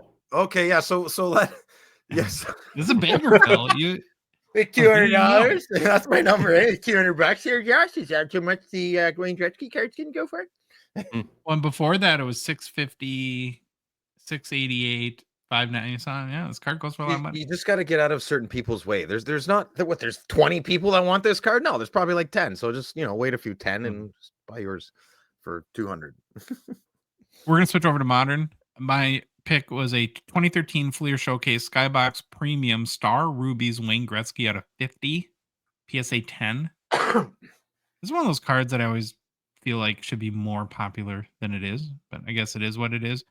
I think part of the problem is these are awesome in hand, and it's a card that just doesn't scan very well or photo very well. Have you seen these in hand, guys? Nope. I don't know if I have. I feel like I feel it's the font. Awesome. It's you like the font? Something about the font. I don't mind it. Itchy. Oh, okay. Itchy. That's weird. Yeah, I don't know. And I like how you can see his Titan stick. Big fan of that. Good yeah. Pick. 2013 is the first year for a Gretzky Star Rubies. Of course, in my opinion, firsts are the way to go if you can swing it. There is a 2014 Fleer Showcase Gretzky Star Rubies as well. Back in 2013, though, the Star Rubies card was a parallel in the Skybox Premium set. That checklist includes 25 cards, a mix of vets and legends. The first 5 cards of the 25 are legends. So you have a Gretzky, Bobby Orr, Mario Lemieux, Eric Lindros, and Steve Yzerman. You would have a Star Rubies. Now, in addition to the Star Rubies out of 50 parallel, there's also a white diamond out of 5. Shine bright like a diamond. Sure. The PSA 10 pop count for this card is 1.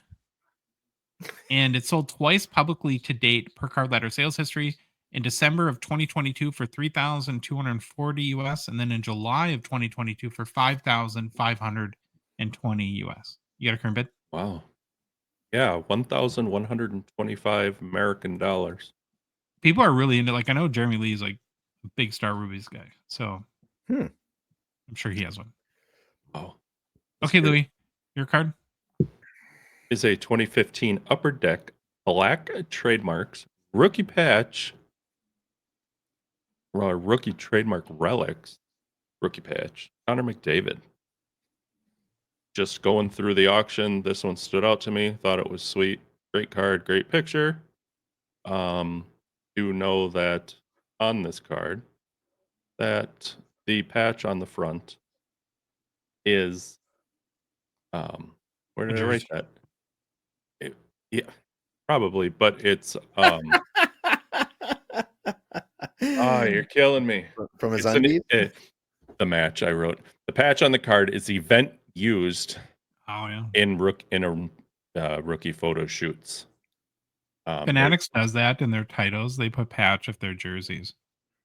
Don't love that, but and actually, as far as like jerseys go, having a 2-color like this is a very high-end jersey swatch.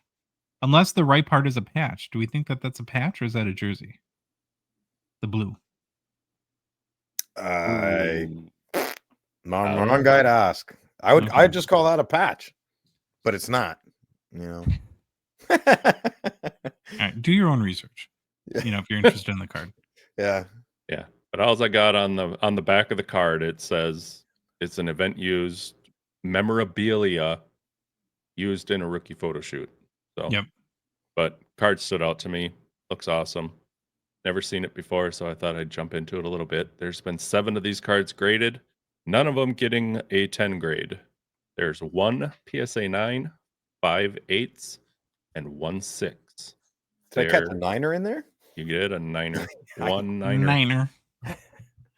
No recent sales of a PSA 8, but I found the 9 that sold in March back in 2021 for $1,274. Currently, this card is sitting at $32 US. So I would say what this card is going for, in my opinion, is good photo of McDavid. Yep. And a really big patch or jersey, whatever you call it, a very big memorabilia window. Nice 2 colors. You know, the 2 colors you want, the orange and the blue. If it's going to be 2 colors. So, Philly. Yes, sir. Philly boy. Philip. Young Philip. Hello, Philip. He's my High Counselor of War. I'm skilled in the arts of war and military tactics, sire. What movie is that from?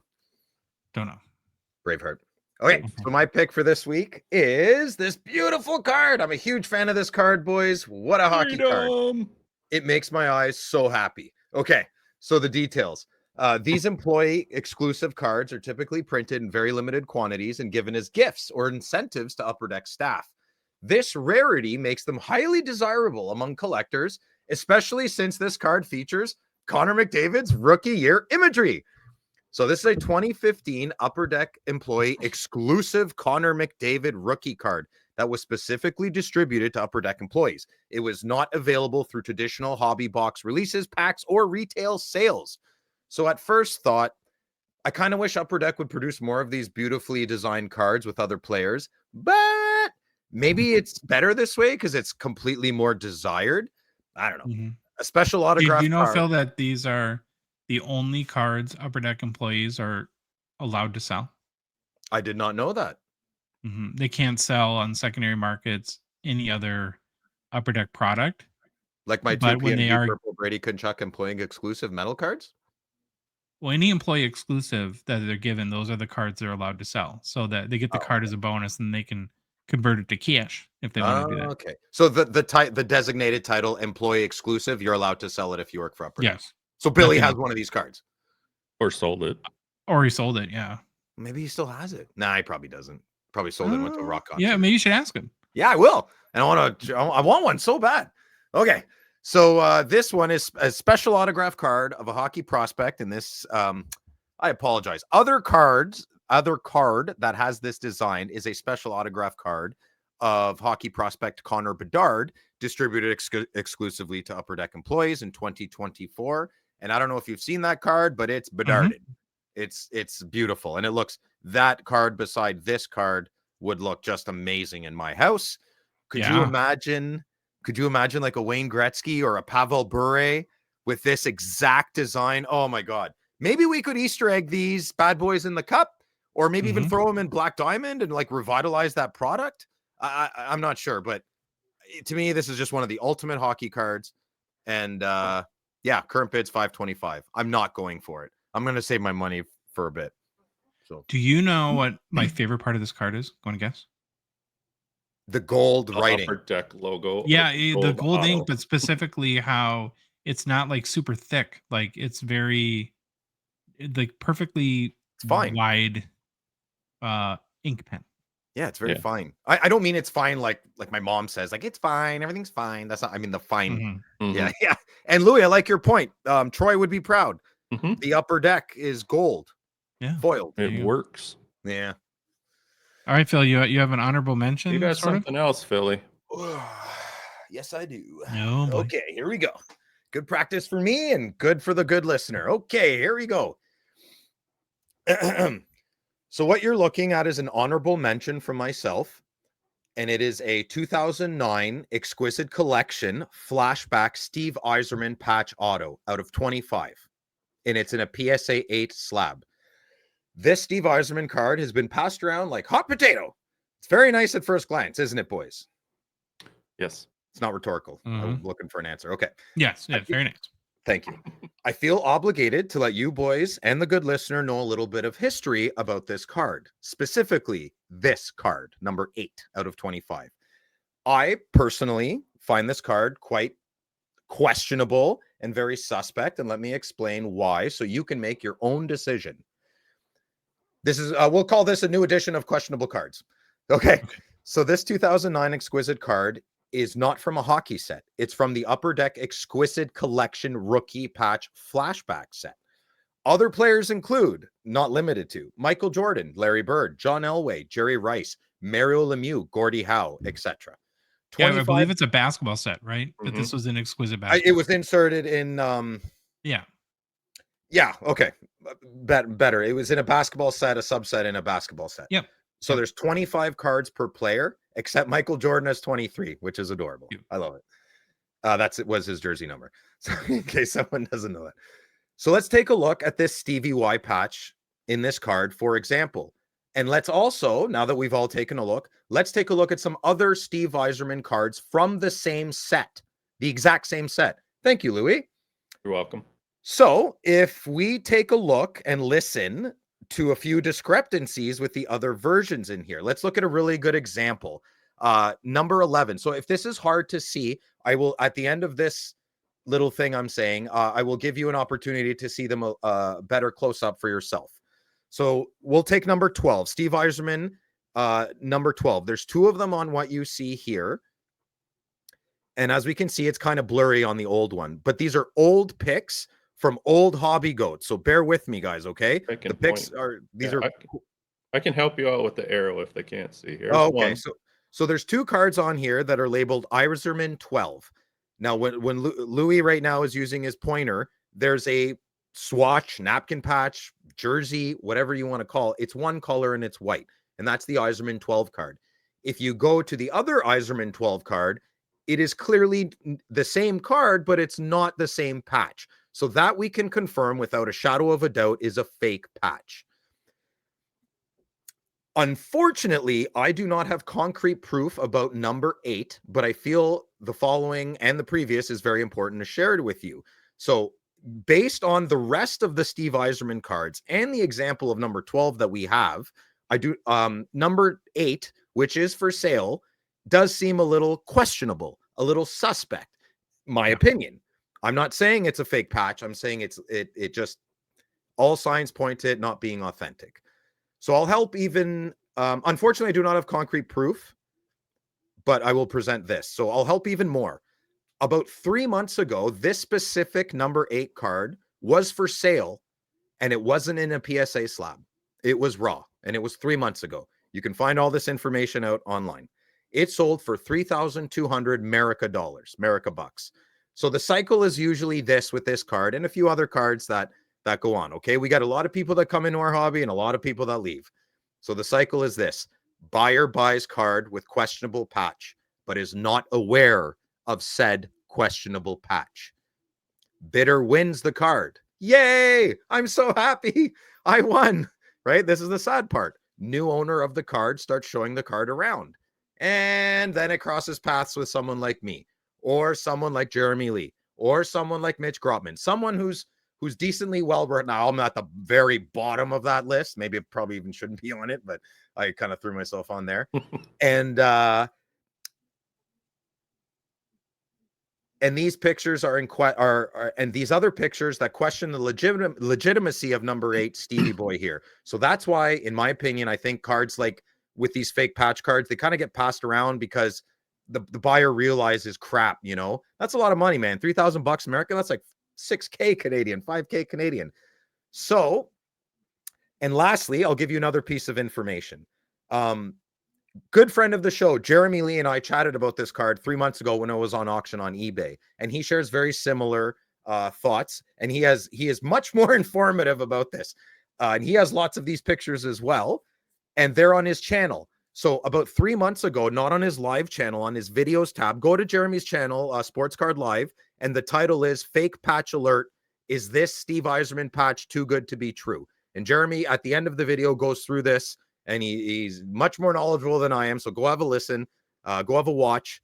And to add further possible collusion, that particular auction ended, and it protects the bidder. It protected the bidders' identities. So I don't really understand that, but hey, maybe they had their reasons, whatever their floats their boat.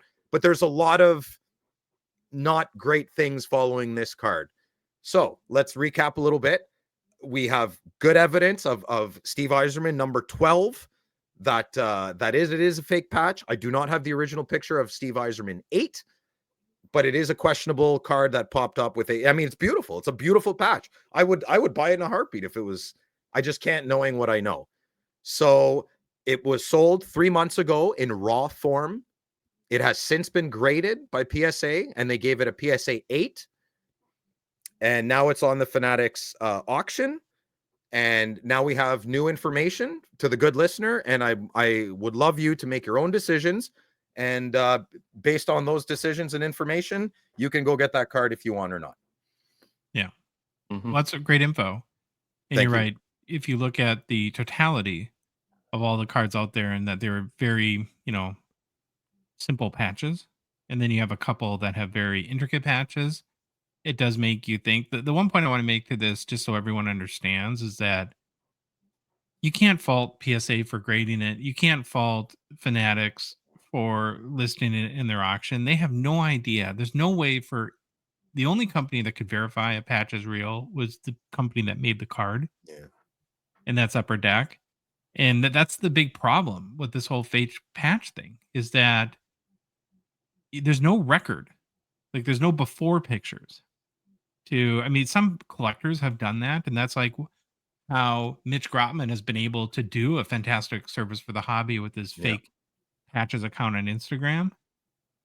But for cards like this, it would be so lovely to have a Upper Deck hosted library, reference library, where you could go. And so on a card like this is like, is this patch Josh, would it be and great? original? It would be absolutely flippin' incredible to have a media of just museum cards and tabbing through of years.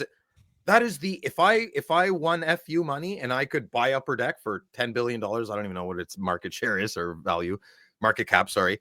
That is the absolute I would even keep printing sticker autos all you want. We are now a museum company because they are a staple in society. You could make it so beautiful, all these cards, and that's a registry I can get behind. I have like 16 Brady Tkachuk Cup cards out of 100. I want my name on there. You know, and I want to see other cards that I want to chase for. I don't know how many 4-color Brady Tkachuk cards there are. I'd like to know. Or how many of your patches are altered. It's probably a good chance that you don't have, that one of them is, right? I mean, because we don't. No. Oh, stop. And they did it for Jake Ottinger cards. This happens a lot, guys. It makes it dramatic. Follow a theme. You're right, Josh. Maybe I'm not worried that someone's replacing a Brady Tkachuk card, man. Those are almost the easier ones, right? Because that's how you turn. When I have 3 in a row, like when I have like 3 out of 5, like is sequential, and they all kind of follow the similar theme, and one's just a 2-color and another one's a 3. That doesn't. Sure. I feel like it's very obvious sometimes on certain cards.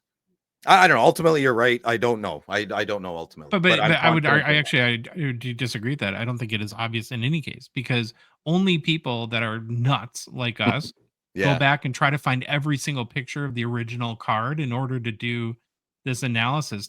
You have to be so knee deep into this hobby to even, a casual collector would never know. They just see. When I saw that 8, I knew immediately. I'm like, that's not real. Immediately.